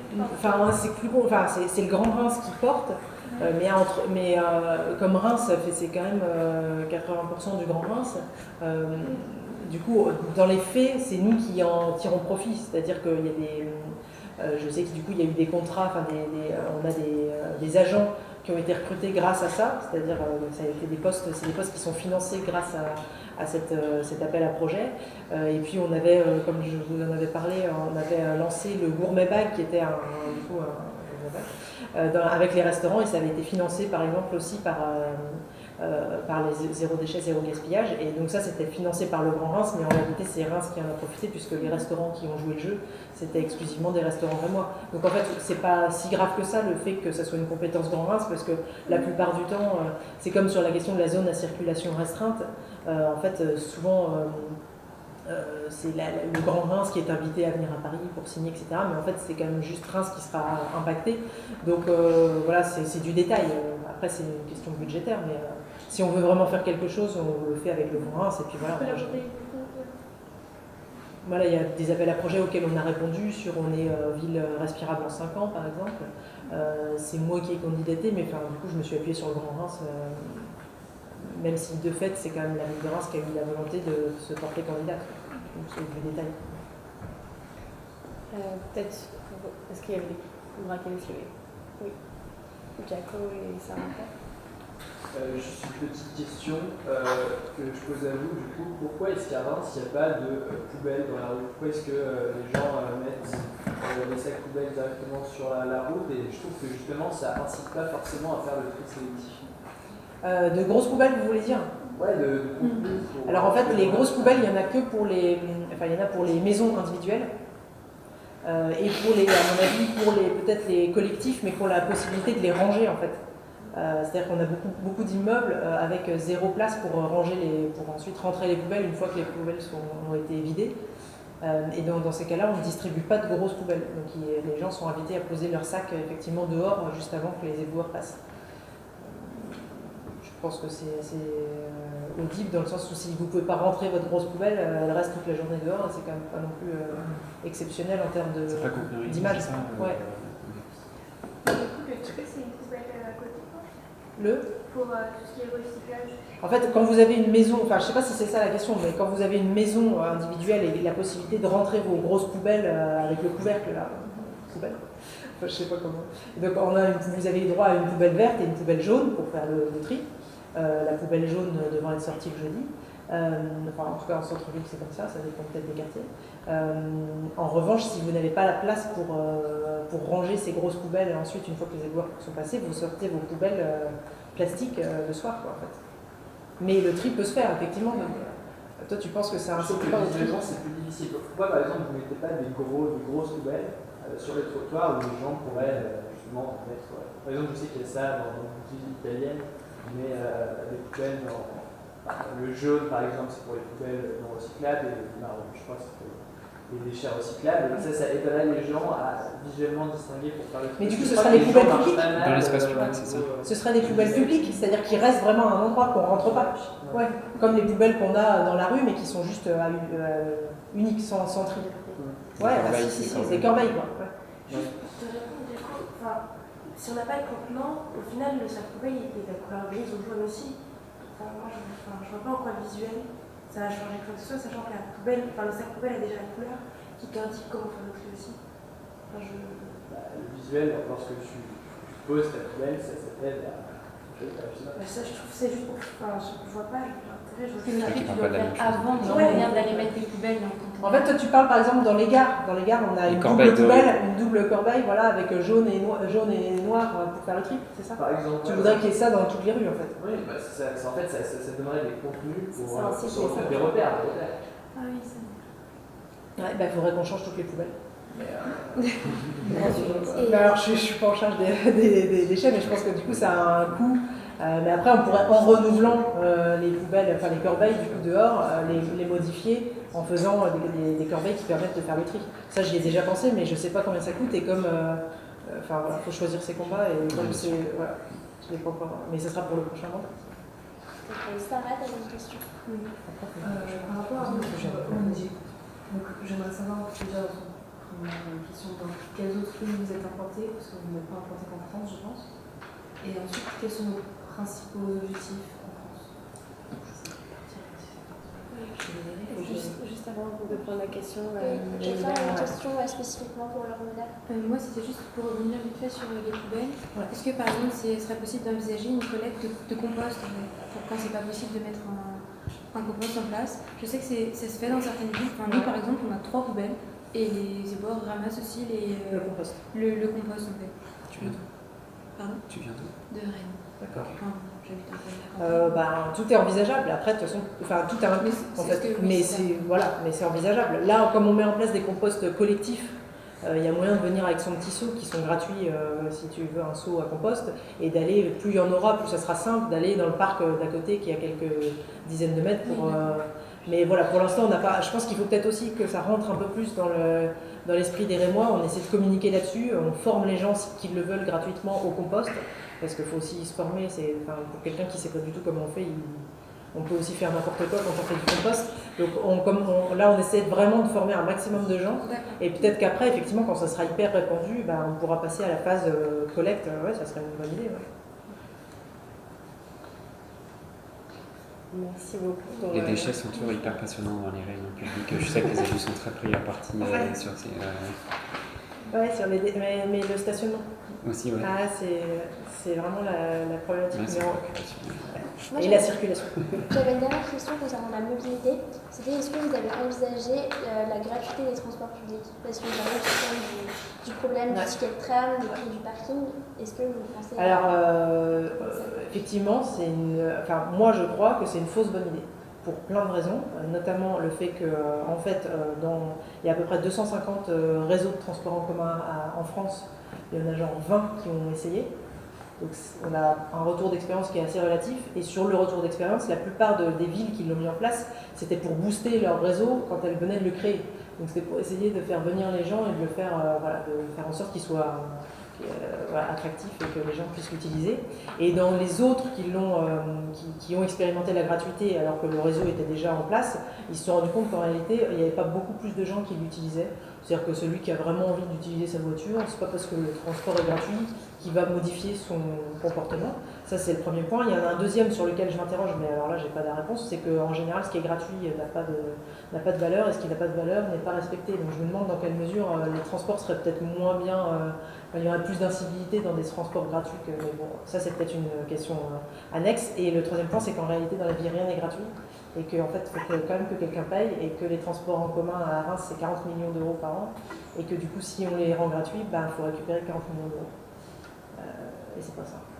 Oui, je pensais plus à coupler ça avec d'autres mesures, par exemple rendre l'accès plus compliqué aux voitures Mais en contrepartie, Ah oui, d'accord. rendre les transports gratuits, non, ce serait pas une mesure Ouais, isolée, ouais. c'est une façon C'est de en parallèle proposer de. des solutions. Bah, la philosophie me plaît dans le sens où moi, si demain on force les gens, enfin si on empêche les gens de venir, j'aimerais bien effectivement que ça soit accompagné de mesures pour qu'on leur dise voilà l'alternative qu'on vous offre en même temps. Je suis d'accord. Mais la gratuité, voilà, c'est compliqué financièrement, au-delà même de tout ce que j'ai dit. Voilà. Donc je pense que c'est une fausse bonne idée. La preuve, c'est que sur 250 réseaux en France, il n'y en a que 20 qui l'ont mis en œuvre, ce qui est quand même assez peu. Et souvent, c'est sur des petites villes où du coup le réseau est assez petit et du coup est moins coûteux. Et donc c'est un moins gros effort de la collectivité. Juste par rapport au live, est-ce que vous allez répondre pour les trottinettes? Ouais. Parce que moi j'ai entendu parler comme quoi c'était pareil, une fausse bonne idée, parce que les batteries elles sont pas du tout renouvelables, c'est un truc qui se casse, enfin ouais, obsolescence programmée hyper rapide. Alors les usagers de la trottinette roulent n'importe comment. Pour autant les vélos, je suis cycliste et on n'est pas parfait. Autant les mecs là, qui débarquent en trottinette, faut qu'ils apprennent le code de la route avant parce que c'est... bon, bref. Et ça, c'est une question pareil de confort. Hein. Ouais. C'est-à-dire la facilité électrique, le vélo marche plutôt pas mal. Je suis revenue à Paris il n'y a pas longtemps en vélo. Et il y avait les trottinettes en plus par rapport à la dernière fois que j'étais venue. Voilà. Et je trouve ça hyper dangereux. Ça fuse de partout. Donc vraie question. Qui n'est plus dans les esprits et la difficulté d'identifier aussi les types de mobilité. Mais ça m'embête de dire non. Enfin, de toute façon, ça sera le maire qui va décider. Ça m'embête de dire non parce que c'est un nouveau mode doux. Voilà. Et en même temps, je me dis qu'il faut peut-être mieux tout miser sur le vélo en libre service dans un premier temps. Puis voilà, une fois qu'il sera bien installé. Voilà. Et pourquoi pas des trottinettes non électriques? Là, on ne m'a pas proposé. Mais pourquoi pas? Il y en a déjà individuels, en libre service. Du coup, je ne sais pas trop comment ça fonctionnerait. En fait, tout dépend de. Oui, pourquoi pas. Enfin, je sais qu'il y en a. Je connais pas assez solide en fait. Et c'est très pratique quand les gens justement vont au travail comme ça. Tout dépend en fait de quel véhicule tu abandonnes. C'est-à-dire le type qui abandonne sa voiture et dit ok, moi je fais mes 5 km en trottinette électrique, c'est pas mal, c'est quand même moins de pollution, etc. Si un jour il va vers le vélo, etc.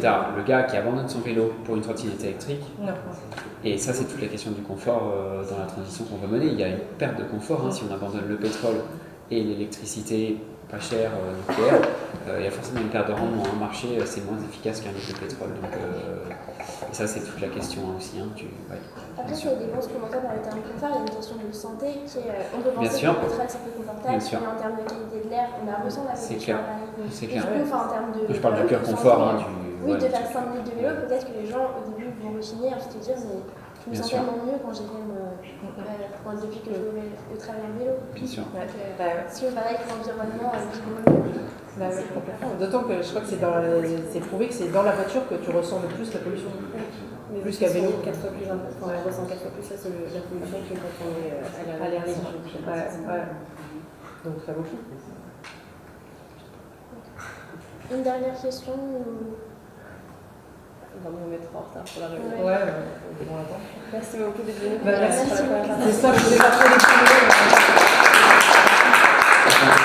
je ne veux pas être pessimiste, je préfère vous dire. Moi j'ai été pas mal déçue, mais je crois que je suis arrivée avec l'idée qu'on pouvait révolutionner les choses. Et en fait, il y a tellement de choses qui sont installées, même dans les services. C'est compliqué de bouger un tout petit peu les choses dans un service. C'est vraiment un peu déprimant. Je trouve que vous avez une vision positive, comme vous disiez, qui n'est pas très présente dans les discours. Et c'est vrai qu'en y réfléchissant, on se dit qu'en présentant le négatif, si on présente que du positif, les gens ne vont pas se bouger. Mais en fait, vous avez peut-être raison en disant que sinon les gens se braquent et que justement leur donner envie peut-être plus que les faire faire du Vous avez un discours que j'ai pas entendu souvent. Mais il y a le film Demain quand même. Il y a le film Demain. Oui, mais tu vois, c'est sur la référence. Il y a plein de documentaires, je trouve qu'il y en a de plus en plus, qui sont un peu inspirés de Demain, mais il y en a eu aussi avant, qui veulent faire des tours du monde des alternatives écologiques. Il y en a plein qui veulent faire un tour du monde sur les semences paysannes, il y en a d'autres qui veulent faire sur l'énergie. Du coup, je trouve que c'est un discours qui est en train de... Oui, mais je trouve que c'est très circuit fermé, tu vois. Ça touche les gens qui sont déjà sensibilisés au... Il manque des politiques en fait qui parlent de ça. Parce que je sais pas si tout le monde ira voir ces films-là. Je suis d'accord avec toi, ça se développe, mais... Ouais. Les gens ont quand même une vision négative de l'écologie en général. Ceux qui ne sont pas sensibilisés. Merci beaucoup. Au revoir. À bientôt. Il y a une question sur le chat. La question de Sarah. Alors, l'asso Zero Waste France, on est 10 salariés. On fonctionne essentiellement sur les dons des gens. En fait, on ne prend pas d'argent des grandes entreprises. Et alors, est-ce qu'on est implanté ailleurs? Non, c'est une asso française, loi 1901 classique, dont le nom est inspiré un peu d'un mouvement anglo-saxon, etc. Ça vient un peu de l'étranger à la base, le mouvement Zero Waste. Mais l'asso est franco-française. On adhère à deux structures européennes, puisque tout ça est très politique, y compris au niveau européen. Donc il faut absolument qu'on influe à Bruxelles sur un certain nombre de réglementations, mais on ne prend pas d'ordre de ces associations-là, on n'a pas de fonctionnement pyramidal comme les grandes ONG que vous connaissez. Donc, par contre, on a des homologues, Zero Waste Espagne, Italie. Alors vous aviez un camarade là qui parlait de l'Italie. L'Italie du Nord est une partie d'Europe très très pionnière en matière de gestion des déchets. Ils ont beaucoup de collectes séparées pour les déchets organiques, ce qui n'est pas forcément fait en France, etc. Donc voilà, on a des homologues pour aussi se passer les bons tuyaux de ce qui se fait de bien ici ou là, en France et à l'étranger. Donc voilà, je crois que c'était... Il n'y avait pas d'autres questions. Mais tous nos rapports annuels sont en ligne, donc si peut-être une grande question pour entamer la discussion dans laquelle si savoir avec l'Union européenne. Alors, pose ta question dans la prochaine.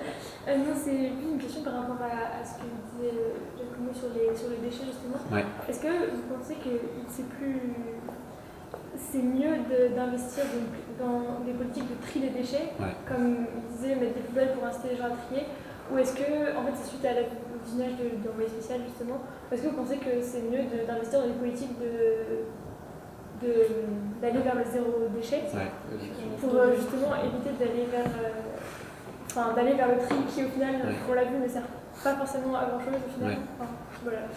La réponse est dans la question et dans le monde d'assaut. Non, c'est clair, le sujet du tri est celui qui se voit le plus, donc qui a fait l'objet de plus de mobilisation de la part des politiques locaux et nationaux. C'est trier, on s'occupe du reste. Or, aujourd'hui, on se rend compte, et on le savait, que le tri ne résout pas tout le problème. Le verre, ça fonctionne bien, c'est quelque chose qui se recycle, etc. Pour d'autres matériaux, c'est plus complexe. La perte de qualité des métaux, et aussi le plastique, beaucoup, c'est quand même un gros problème. Donc le tri ne résout pas tout, et ça, c'est le tri des déchets, c'est un peu le symbole de cette écologie. C'est bon, tout va bien aller si on trie ou pas. Et sur tous les sujets, on a un peu ça. C'est demain, est-ce que l'énergie va être verte en mettant des panneaux solaires et des éoliennes partout? Malheureusement non, ça va être plus compliqué que ça. Et voilà, le tri, c'est en matière de déchets, c'est un peu cet exemple-là. Le tri ne résout pas du tout tous les problèmes. Alors le problème, c'est que quand on dévoile un peu ça, les gens se disent ok, moi j'arrête de trier, ça sert à rien. Et c'est pas non plus le réflexe qu'on cherche, parce que les déchets, le but de les trier, c'est qu'ils n'aillent pas soit en décharge. Donc, vous savez, c'est des grands trous, il y en a en France plus de 200 autorisés, ou en incinération. J'imagine que le Grand Reims, c'est quoi le département ici où on est? La Marne. Probablement a recours à une usine d'incinération qui doit être quelque part. Et donc le but du tri, même si c'est pas parfait, c'est quand même détourner les déchets de ces usines-là, qui sont très polluantes, très chères, etc. Et donc nous, notre philosophie depuis le début, depuis les années 90, c'est de dire il y a plein de déchets qui sont évitables, même qui seraient recyclables, donc évitons le déchet, et le mot d'ordre c'est le meilleur déchet, c'est celui qu'on ne produit pas. Et comme pour l'énergie, c'est la meilleure énergie, c'est celle qu'on laisse sous le sol. Donc typiquement pour le verre, ok, ça se recycle, sauf que le recyclage demande quand même pas mal d'énergie et un certain nombre de choses, d'usines. On se dit remettons la consigne. Ce qui serait le niveau zéro waste de la gestion du verre.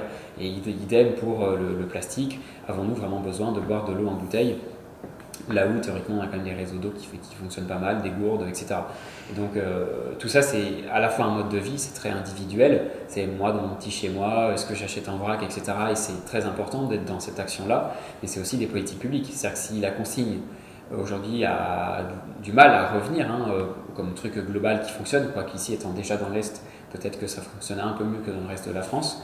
À Strasbourg, en tout cas, c'est quand même beaucoup mieux implanté. Tout ça, c'est de la politique publique, c'est-à-dire combien ça coûte la consigne versus le recyclage. Ce sont des taxes, ce sont des réglementations, une organisation. Les supermarchés qui ne veulent pas forcément s'embêter à gérer la logistique de ça, ils vendent. Les collectivités traitent les déchets et puis ils n'ont pas cette responsabilité-là.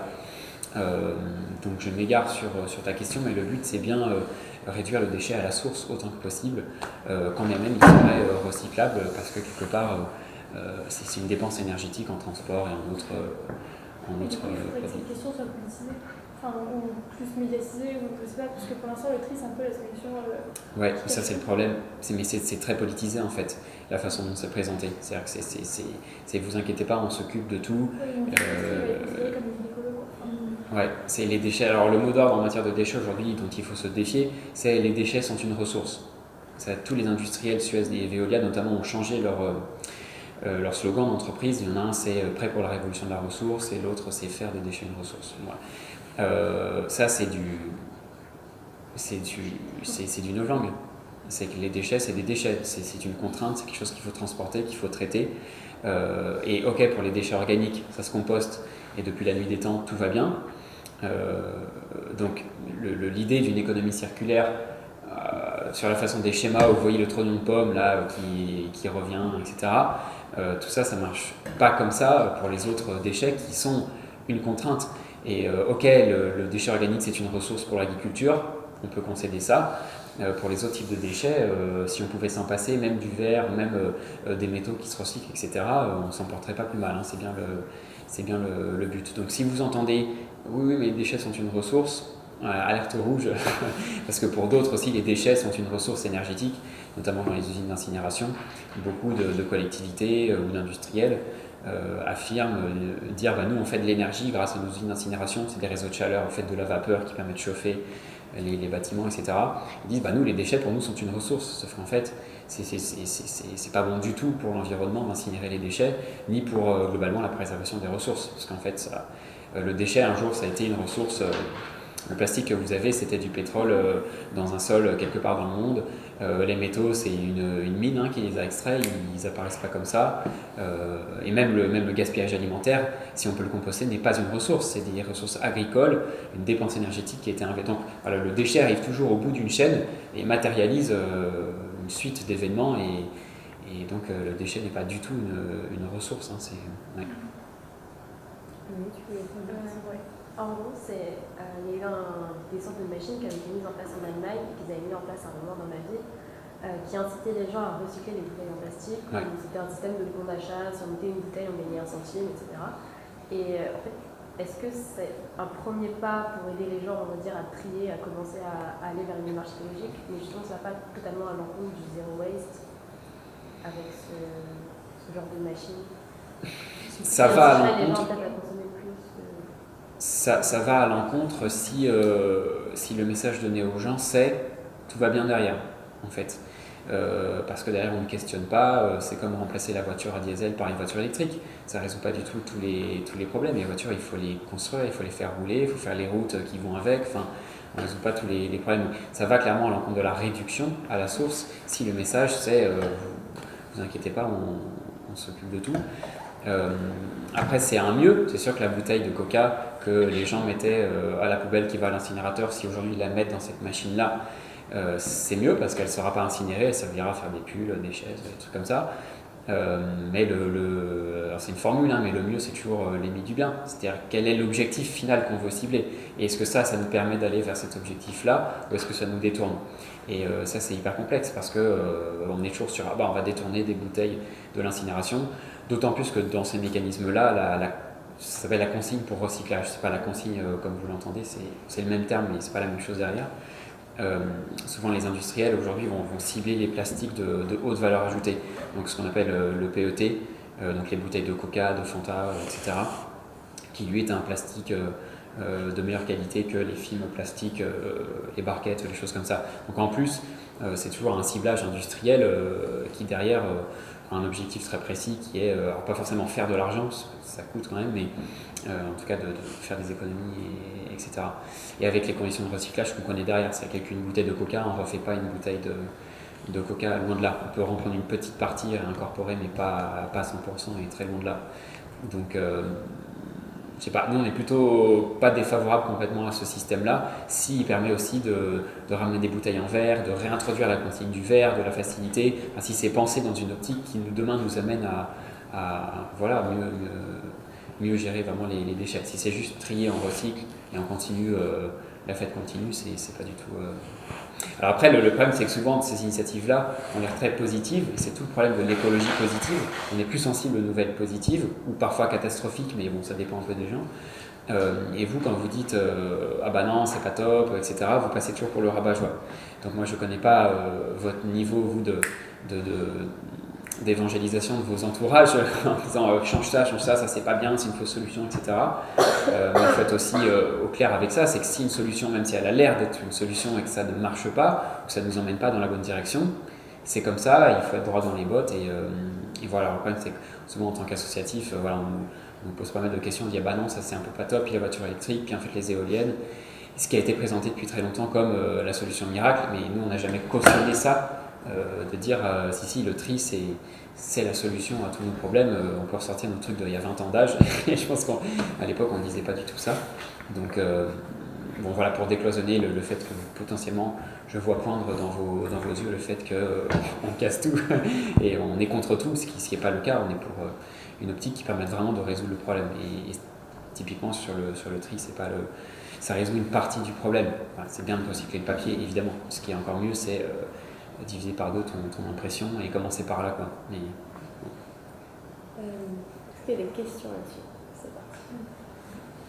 Donc, est-ce que vous pensez que par exemple l'achat, enfin la vente au gros, donc voilà, tout fonctionne par exemple avec des bocals, etc., est-ce que vous pensez que c'est plutôt l'avenir de notre consommation? Oui. ouais, c'est des choses qui marchent pas mal. L'achat en vrac, moi, c'est ce qui m'a fait rentrer d'ailleurs dans ce sujet zéro déchet à titre personnel. Dire, bon, il y a beaucoup d'emballages inutiles, c'est ce qu'on voit, en tout cas de façon flagrante, c'est un sujet que les gens voient vraiment beaucoup, identifient bien. Et donc, ouais, c'est quelque chose qui fonctionne bien, à condition, encore une fois, de réutiliser un minimum les emballages que tu as. Si tu mets 100 grammes de riz dans un craft comme ça, l'objectif n'y est pas du tout. Alors il faudrait faire une analyse de cycle de vie précise pour chaque personne, mais dans ce cas-là, autant acheter ton paquet du cru que tu recycles.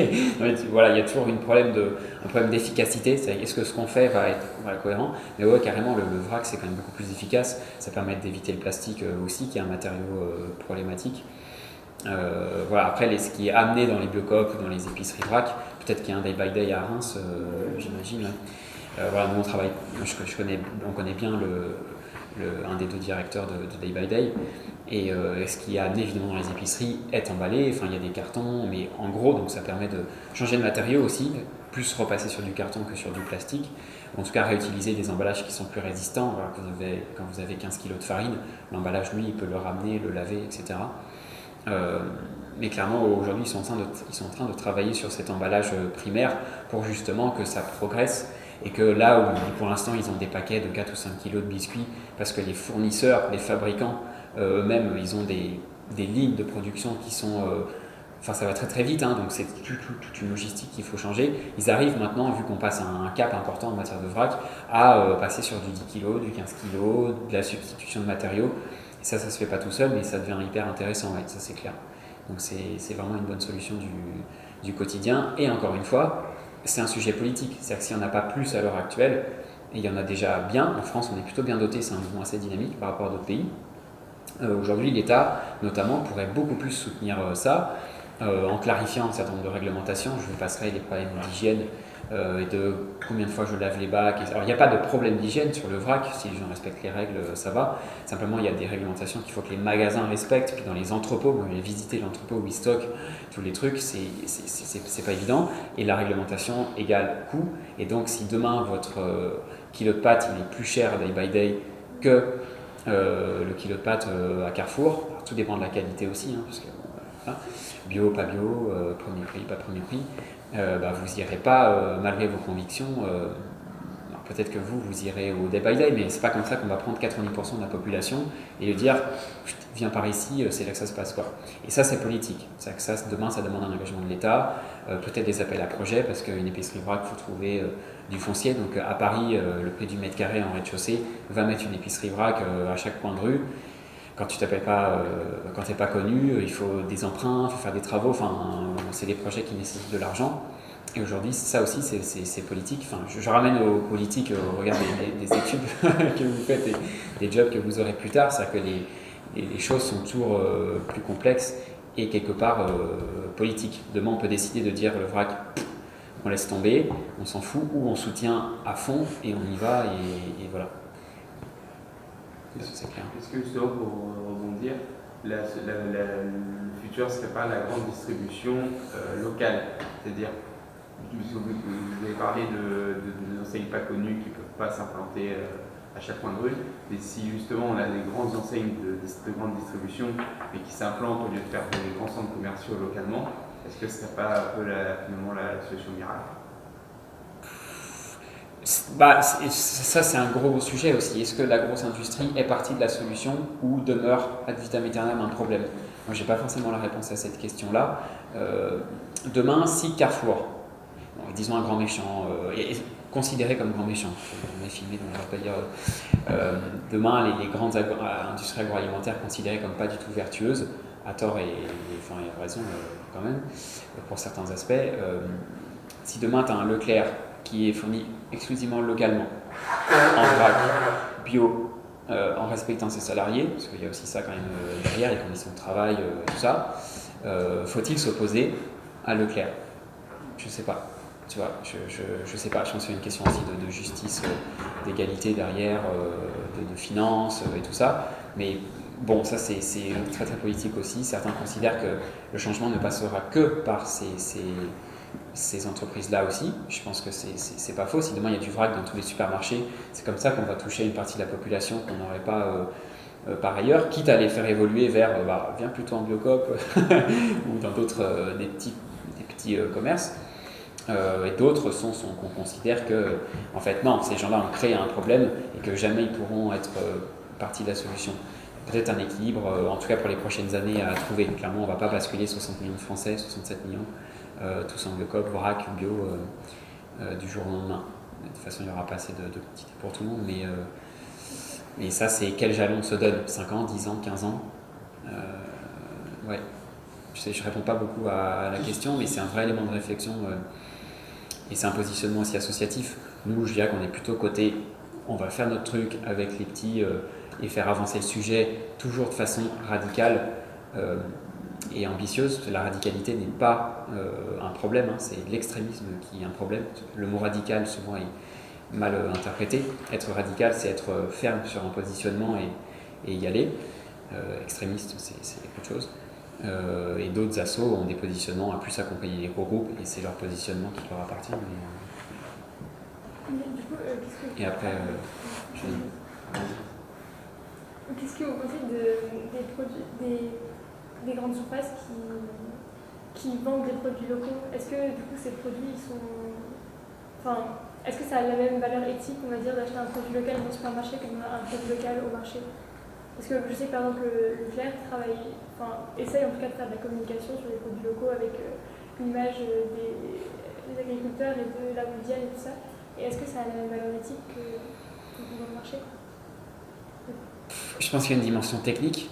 Déjà, avant l'éthique, si les producteurs ils trouvent leur compte et que c'est équilibré comme marché, bon, c'est pas en vrac, mais mettons le sujet des déchets de côté, si tout le monde y trouve son compte, et qu'il y a une forme de justice derrière, je pense que c'est pas plus mal. Après, le problème pour les producteurs, c'est aussi la dépendance aujourd'hui.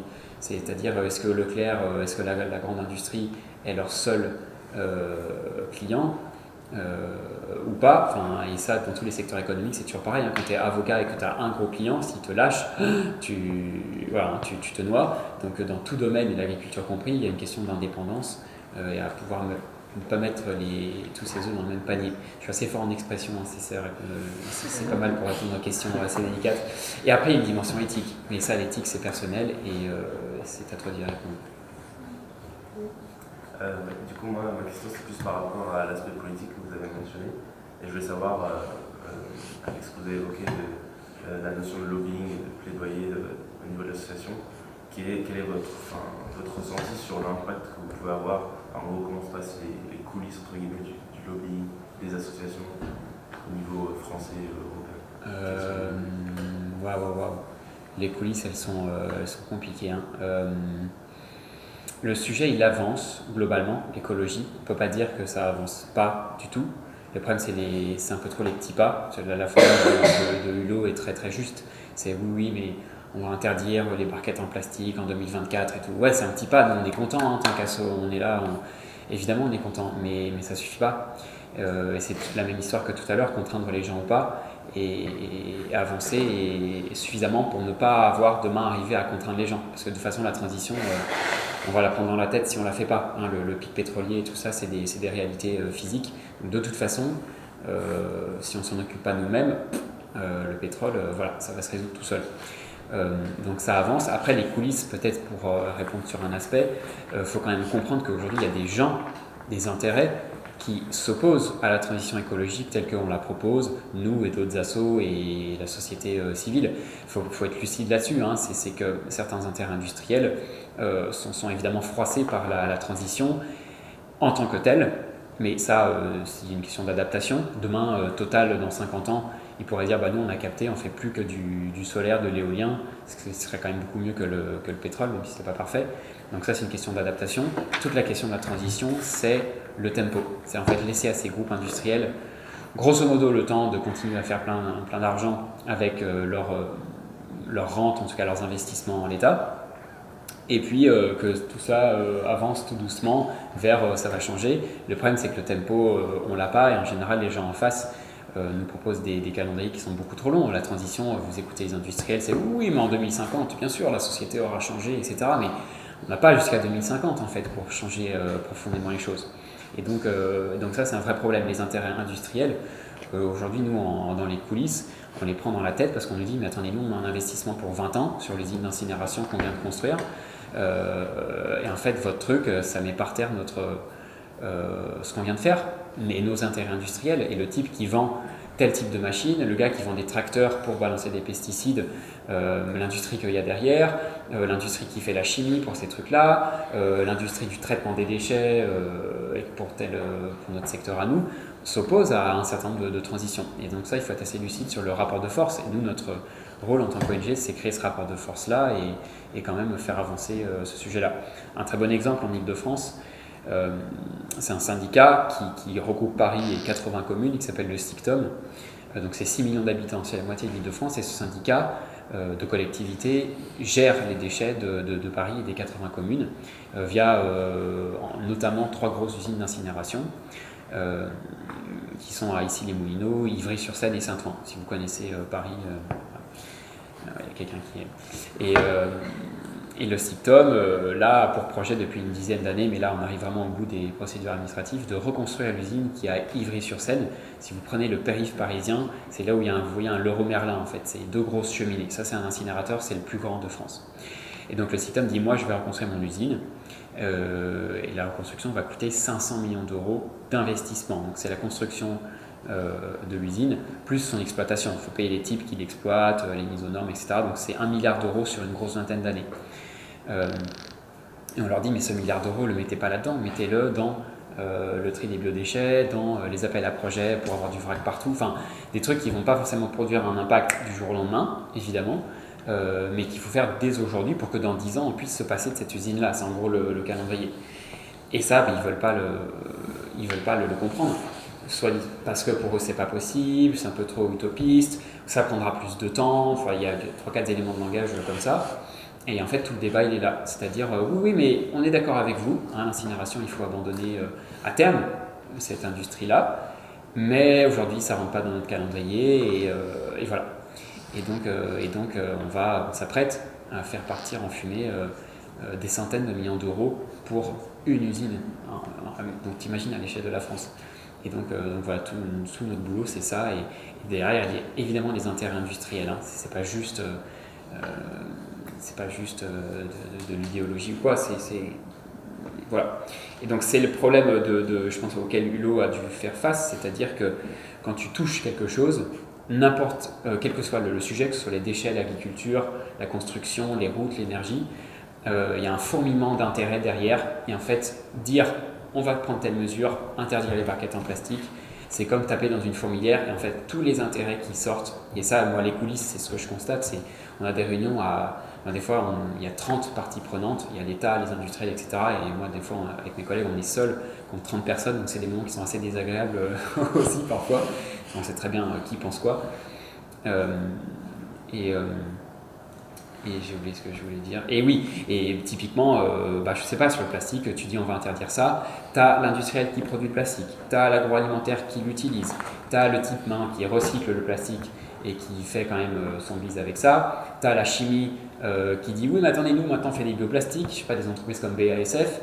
Donc tu vois, tu as touché un truc, une barquette en plastique, et tu as 15 intérêts industriels derrière. Limite, tu as les producteurs de patates qui disent ouais mais nous on fait de l'amidon pour le bioplastique. Enfin bon, tu vois, et tous ces intérêts-là sont représentés dans des fédérations plus ou moins puissantes, plus ou moins dotées, évidemment. Et du coup, en tant que décideur public, c'est très compliqué. Et je veux bien comprendre la complexité d'être ministre. C'est très compliqué pour faire avancer sujet par sujet. Et du coup, tu es sur des têtes d'épingle et ça donne des petits pas. On va enlever tel composant chimique toxique des chaises. Bonne victoire, super, mais en fait, il y a 12 autres problèmes dans cette chaise-là. Pareil pour l'agriculture, et voilà. Et donc ça, c'est politique, et c'est peut-être ça le problème, hein, c'est les petits pas à l'heure actuelle, entendus comme énormément d'intérêts en jeu, et c'est compliqué. Ouais. Surtout si tu n'as pas une politique forte, c'est le problème. Si tu n'arrives pas en cassant la table et en disant on va faire ça, ce qui n'est pas toujours la méthode qui fonctionne, hein, la force, mais voilà, il faut être déterminé sur là où tu veux aller. Quand tu seras ministre. Une dernière question, c'est pas lié à ça, mais est-ce que votre association elle s'intéresse aussi aux déchets liés à l'industrie de la mode? Parce que on parle de fast fashion actuellement, et le nombre de déchets par an, en fait les gens achètent et ils jettent directement. Ouais. Et par exemple, on voit H&M qui a fait soi-disant une campagne de recyclage alors que c'était pas du tout recyclé. Et dans ces cas-là, vous dites que vous êtes avec la McDo, KFC, mais est-ce que ce serait vous considérez aussi de partir cet angle-là, parce que les gens, même des gens qui peuvent se considérer comme écolo et commencer à avoir un mode de vie écolo, vont quand même se dire oh là là, moi je peux avoir plein d'habits pas chers, et ils vont peut-être pas penser à cette facette-là de l'écologie aussi. Ouais. Je sais pas si vous travaillez là-dessus. On travaille un petit peu sur le textile, on siège dans une filière officielle, c'est un peu complexe, mais on s'y intéresse, on suit de loin un peu la filière du déchet textile, et ça c'est un peu comme le plastique ou les autres trucs, c'est que aujourd'hui, une partie du textile peut servir à refaire des textiles, auquel cas, c'est intéressant, mais souvent ça sert à faire de l'isolant, des choses comme ça, et là, c'est pareil, c'est du downcycling. C'est que le jour où l'isolant, dans 20 ans, il sera plus en état, on pourra probablement plus en faire grand-chose.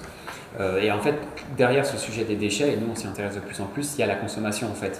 Et donc clairement, à travers ça, on s'y intéresse beaucoup, parce que réduire ces déchets, c'est aussi faire durer les objets.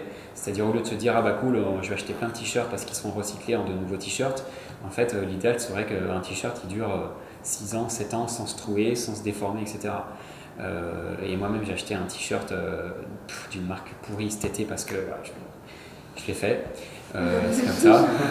Et le truc, c'est déformé, mais tout de suite, quoi. C'est abusé, donc je ne vais pas en racheter et j'essaie d'acheter le moins possible. Évidemment, ça ce pull-là, c'est de la seconde main, donc c'est une partie aussi de la solution. Donc la durée de vie des objets avant qu'ils deviennent des déchets, c'est une forme de prévention des déchets. Après, le lien est compliqué, à dire fais durer ton pull parce que tu fais moins de déchets. Voilà, il faut expliquer un peu comment ça marche, mais la façon dont on traite un peu ce sujet, c'est notamment cette année, on a lancé ce qu'on appelait le défi Rien de neuf. C'est lancer le challenge aux gens qui se sont inscrits de ne rien acheter de neuf en 2018, et en 2019 on remet ça avec un défi qu'on voudrait plus gros, plus structuré. D'ailleurs on fait un crowdfunding à l'heure actuelle là-dessus si vous voulez apporter votre pièce sur Ulule. Et on alerte les gens sur le fait que y a les déchets. En fait, le problème plus global, c'est évidemment la consommation et la surconsommation, qui est que de toute façon, recycler par recycler, on ne peut pas continuer à avoir tous 20 mètres carrés de garde-robe. Enfin tous, je dis ça, c'est collectivement la société, quoi. C'est juste pas possible. On consomme trop de fringues, on renouvelle nos biens d'équipement trop régulièrement. smartphone, électronique. Et moi, je dis ça, mais moi-même, j'ai un smartphone bon, que j'essaie d'acheter de seconde main reconditionné. Donc, il y a des choses intéressantes, même si c'est pas parfait, mais il faut être assez conscient du niveau de consommation. Et c'est peut-être le sujet le plus épineux. C'est-à-dire qu'en fait, on peut faire beaucoup d'écologie, dire on va réduire les transports individuels, on va faire une meilleure gestion des déchets, etc. Le vrai fond, quand même, du sujet de notre société, c'est la consommation. Parce qu'en fait, toute l'économie, directement ou indirectement, est quand même orientée vers la consommation. Et si demain on consomme moins, il faut changer l'économie telle qu'elle fonctionne. On peut changer les modèles économiques. Donc ça, si vous allez travailler dans des entreprises un jour, comment demain Darty, dont le modèle économique est de vendre le plus possible des choses et avec des marges les plus importantes, comment faire en sorte que demain Darty peut-être soit seulement sur la location, sur du prêt, de la reprise, influe sur ses fournisseurs et sur la durée de vie de ses produits. Enfin, c'est l'économie telle qu'elle est conçue à l'heure actuelle, qui est produire, consommer, détruire, doit être revue de fond en comble. Et ça, c'est autant juridique que économique, évidemment, que politique. Et le textile, on est un bon exemple. Demain, comment tu fais pour qu'une chaîne qui vend des t-shirts à bas coût change de modèle économique? Elle a aussi un public cible, peut-être. Enfin, c'est énorme comme changement, mais c'est nécessaire. C'est nécessaire. Ouais. Est-ce que vous avez pensé à faire, par exemple, c'est quelque chose qui se fait beaucoup en ce moment, c'est par exemple des applications avec des programmes, par exemple, aujourd'hui je prends pas la voiture, je jette rien, ce genre d'application. Est-ce que vous avez pensé à en développer par rapport à d'autres sujets de... On y a pensé, mais d'autres le font probablement mieux que nous, donc il y a suffisamment d'applis, je pense, pour se lancer dans le quotidien. Nous, on essaie de donner les tips aux gens sur le côté zéro déchet. On a des guides, des documentations, des choses comme ça, mais le côté appli, c'est notre job. Enfin, du coup, on a pris plutôt l'orientation défi rien de neuf, qui nous amène probablement à faire une appli, mais avec un autre objet. Et bon, nos moyens sont contraints, donc on peut pas tout faire. Se développer une appli, c'est quand même un budget derrière, il faut la concevoir, enfin, c'est du boulot et de l'argent. Les développeurs, c'est pas évident. Donc on a pris un autre angle là-dessus, sur la conso et le côté quotidien, quoi. Ça fait beaucoup de travail, mais en même temps, c'est quelque chose de très concret. Ouais. Ça va s'afficher tous les jours, on va avoir un objectif, par exemple, les gens le réaliser de manière plus facile. Mais ça remet surtout la question du numérique et toutes les technologies combinées avec Ouais. Je sais pas, nous je pense qu'on privilégie peut-être aussi une démarche en one-to-one et en vrai, parce qu'on a beaucoup de groupes locaux aussi dans toutes les villes. Je sais pas si on a un Reims d'ailleurs, mais Zero Waste Reims, peut-être faudrait-il songer à faire quelque chose là-dessus, pour que finalement dans tous les endroits en France, des gens aillent chercher, convaincre les gens. Parce que toi, quand tu installes une appli aussi sur ton téléphone, c'est qu'il y a déjà la démarche qui est là. Et donc quelque part, que ce soit une appli ou demain venir voir Zéro Déchet Reims pour avoir des bons tuyaux, bon, je pense que le résultat y est, quoi. Et, après, numérique et écologie, là il y a un vaste débat aussi, hein. Le numérique et le côté dématérialisé cache le fait que le numérique c'est quand même du concret, hein. C'est des serveurs à des endroits, de l'énergie, tout ça. Et bon, autant en profiter, je suis d'accord avec toi, autant en profiter du numérique tel qu'il est développé, mais pour faire avancer l'écologie, ça c'est clair. Et on en profite beaucoup d'ailleurs, hein. Les réseaux sociaux évidemment nous ont permis une croissance probablement plus importante que si on n'avait pas ni Facebook ni le numérique en général, ça c'est clair. Une puissance de frappe qui est énorme. Quand on fait une campagne McDo et KFC, il y a 20 ans, on aurait envoyé des lettres d'actu papier à nos adhérents et je suis pas sûr qu'on aurait eu un retour aussi important, donc c'est clair que c'est... Ouais. Je reviens dans 6 mois, il y a un Zero Waste Reims. Est-ce que si ça vous va, on peut peut-être continuer avec encore quelques questions là-dessus et peut-être après poser 2-3 questions par rapport à l'Union européenne et comment est-ce qu'on peut allier les législations et l'action politique. Si vous tenez le coup, hein, ça fait déjà une heure 3/4 qu'on est là. Donc, c'est ça que je pose la question. Sinon on va tous se barrer et puis... Moi c'est pour revenir par rapport au textile et à ce que vous disiez. Ouais. Est-ce qu'il n'y a pas aussi un problème de budget quand même pour certains ménages, parce que c'est quand même plus cher de s'habiller de manière et juste environnementalement Eco-friendly. Eco-friendly, voilà. Parce que je sais que, par exemple, je sais pas si vous connaissez 1083. Oui, voilà, c'est une marque française qui a créé des jeans et plus que ça même, une marque de vêtements.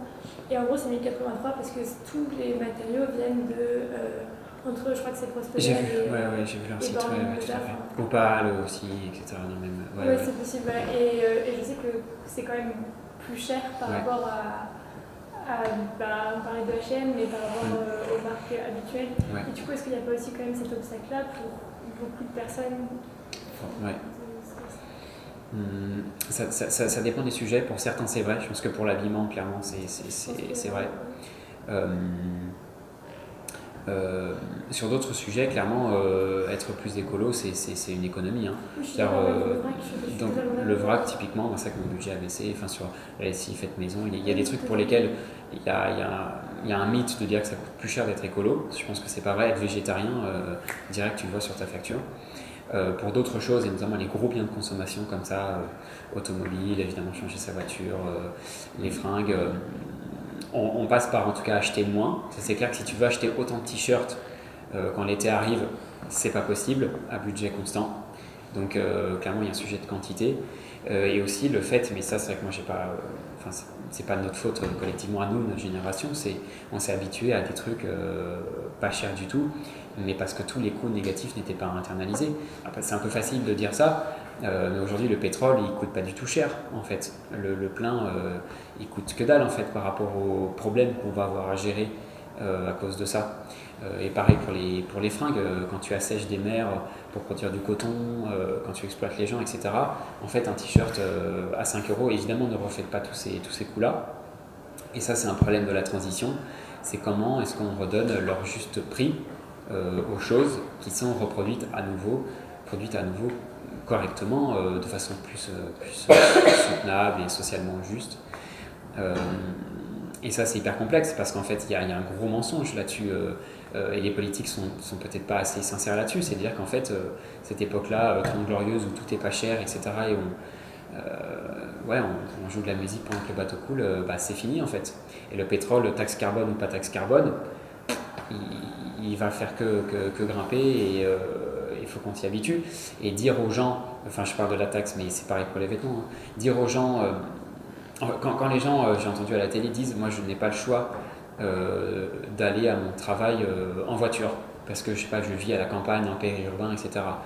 En fait, on lui a fait croire à une époque qu'il avait le choix de le faire. Donc lui, c'est évidemment les gens, je ne doute pas du fait qu'ils se sont prisonniers de prendre leur voiture pour faire 15-20 km et qu'ils ne peuvent pas faire autrement parce qu'il n'y a peut-être pas de transport en commun, avec le vélo 15 bornes tous les matins, enfin c'est pas facile. Sauf qu'en fait, c'est pas un mensonge, mais ce flou-là sur lequel on a construit la société, que ce soit pour les transports, l'habillement et tous ces trucs-là, la nourriture pas chère, produite, grand effort de pesticides, c'est fini en fait. Et ça c'est hyper complexe quand tu es décideur politique, de dire écoutez, Français, n'espérez même pas une baisse du prix du... Alors si, l'État pourrait baisser les taxes parce que c'est la moitié du prix du plein, mais c'est un autre problème, celui qui va nous retomber dessus, c'est la dette. Et aujourd'hui, le grand discours, c'est quand même il faut payer la dette, mais ça c'est un autre problème. Donc l'État, de toute façon, a besoin d'abonder à son budget, et même s'il baissait les taxes, le problème du pétrole, ça sera dans 5 ans que la question va se reposer, si le baril augmente, et il n'y a pas de raison qu'il diminue, en tout cas qu'il soit stable bas ad vitam aeternam. Ça c'est intéressant parce que le prix du pétrole, je ne sais pas si vous connaissez Gaël Giraud, qui est un conférencier, c'est quelqu'un qui est économiste, qui bosse à l'Agence française de développement. Je vous conseille de youtuber Gaël Giraud, il est énorme. Il est bon. Je pense que vous allez avoir un peu de mal, mais il est assez pris. Mais regardez ces conférences YouTube, il y en a beaucoup. Des gens comme Philippe Biwix aussi, qui sont très très intéressants. Et Gaël Giraud, il y a une conférence où il parle du PIB en lien avec l'énergie. Qu'en fait, le PIB est complètement indexé sur la quantité d'énergie dans notre société. Et en fait, les courbes se suivent. Il rappelle notamment que le prix du pétrole elle ne montre aucune variation de prix qui soit indexée sur la demande. C'est-à-dire que vous faites la demande de pétrole hors grosse crise, choc pétrolier ou crise de 2008, après elle se reprend, la courbe elle se casse puis elle reprend, elle est extrêmement constante, c'est plus 0, quelque chose % chaque année, donc c'est le truc le plus constant au monde, la demande de pétrole, voilà, et en fait tu as un prix qui fait ça, et puis surtout qui a été très très bas, qui maintenant en fait a fait ça, maintenant il remonte, puis après il fait ça, et pas du tout indexé sur la rareté de cette matière, en tout cas sur sa disponibilité.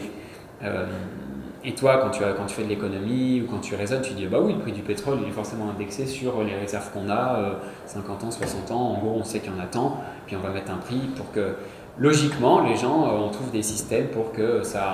Voilà, tout est une affaire de courbe. Or, aujourd'hui, le prix du pétrole ne reflète pas du tout sa disponibilité, sa rareté ou pas. Peut-être que ça va venir à mesure qu'on va se dire oula, attends, il y a certains champs qui s'épuisent et que le fameux pic pétrolier est passé, donc on a atteint un max et ça fait que décroître après, parce que le pétrole ne disparaît pas de la pompe du jour au lendemain. C'est un jour où on atteint plus ou moins un pic qu'on est plus ou moins en train de franchir, et après il y en a juste un peu moins le jour d'après. C'est comme un alcoolique qui boit 2 bouteilles par jour et tu lui dis bah demain t'en boiras 1,3 quarts. Il a toujours à boire, mais un peu moins que la veille. Donc c'est ça le changement qui est très très difficile, le séisme. Et peut-être qu'à mesure qu'on passe cette courbe-là, le prix va vraiment augmenter et là refléter une forme de rareté. Mais c'est pareil pour les textiles. En fait, tous les prix de tous ces biens-là, malheureusement, n'incorporent pas du tout leur rareté ou leur impact, etc. Mais ça, c'est super difficile à dire aux gens. Et là, c'est la psychologie, en fait. La transition, c'est de dire aux gens... en fait, prendre votre voiture pour faire 15 km le matin, c'est un mythe sur lequel on a construit notre société, mais c'est fini, quoi. La fête est finie. Avis aux amateurs de Ralsad. Mais elle est belle cette expression d'ailleurs. Moi, je trouve que le titre de l'album et tout, pour ceux qui m'ont écouté, le mot la fête est finie, c'est vraiment en fin de soirée, quand c'est 5h, on allume les lumières. Bon, la fête est finie, on commence à balayer. Notre société, c'est un peu ça la nouvelle qu'il faut dire aux gens. Ça ne veut pas dire qu'on va plus faire de la fête. On va peut-être un peu se reposer, dormir un coup et puis faire la fête différemment. Je ne veux pas non plus être le corbeau et tout ça, l'expression est difficile, mais voilà, oh les gars, c'est la fin de la soirée, on se réveille, quoi. Ça va. Ouais. On va peut-être arrêter de picoler, quoi. Pour les métaphores filées. Voilà. Mais après, moi je vous conseille de regarder des conférences YouTube, notamment Gaël Giraud, Philippe Wicks, Pablo Servigne aujourd'hui qui va sur les sujets plus difficiles de collapso et tout ça, pour les plus ardus, et puis des bouquins. Rue de l'Échiquier est une très bonne maison d'édition. Le Seuil, je crois, collection Anthropocène, publie des très très bons bouquins aussi. Voilà, il y a beaucoup de ressources qu'on peut regarder aussi en ligne, et là le numérique nous y aide beaucoup. Voilà, puis n'hésitez pas à nous écrire Zero Waste France, et si vous avez des projets, en tout cas bon courage pour les mener. Ne vous laissez pas désespérer. Il y a beaucoup dans le discours ambiant, que ce soit entreprises, élus ou personnes normales du quotidien. C'est difficile, on a déjà essayé, ça ne marche pas, etc. Ne vous laissez pas abattre par ce discours, parce que c'est vraiment de la psychologie, c'est de la dynamique du changement. Et voilà, si vous voulez faire votre compost, je ne sais pas dans quelle mesure c'est compliqué à apporter vis-à-vis de l'institution qu'est votre école. Parfois c'est très facile et parfois ça l'est pas du tout, mettre en place le tri, etc. Voilà, peut-être que vous êtes la partie la plus sachante sur le sujet environnemental. Aujourd'hui, c'est pas 100% de la population qui est consciente de tout ça et qui est dans l'action, ce qui est encore autre chose, comprendre et agir. En tout cas, vous ne laissez pas désespérer, pas de résignation. Et en tout cas, nous, on est là en tant qu'asso pour jamais baisser les bras. Donc, nous, ce ne sera pas le cas. Et on compte sur vous, on a besoin de gens pour avancer partout, porter le message partout. Voilà.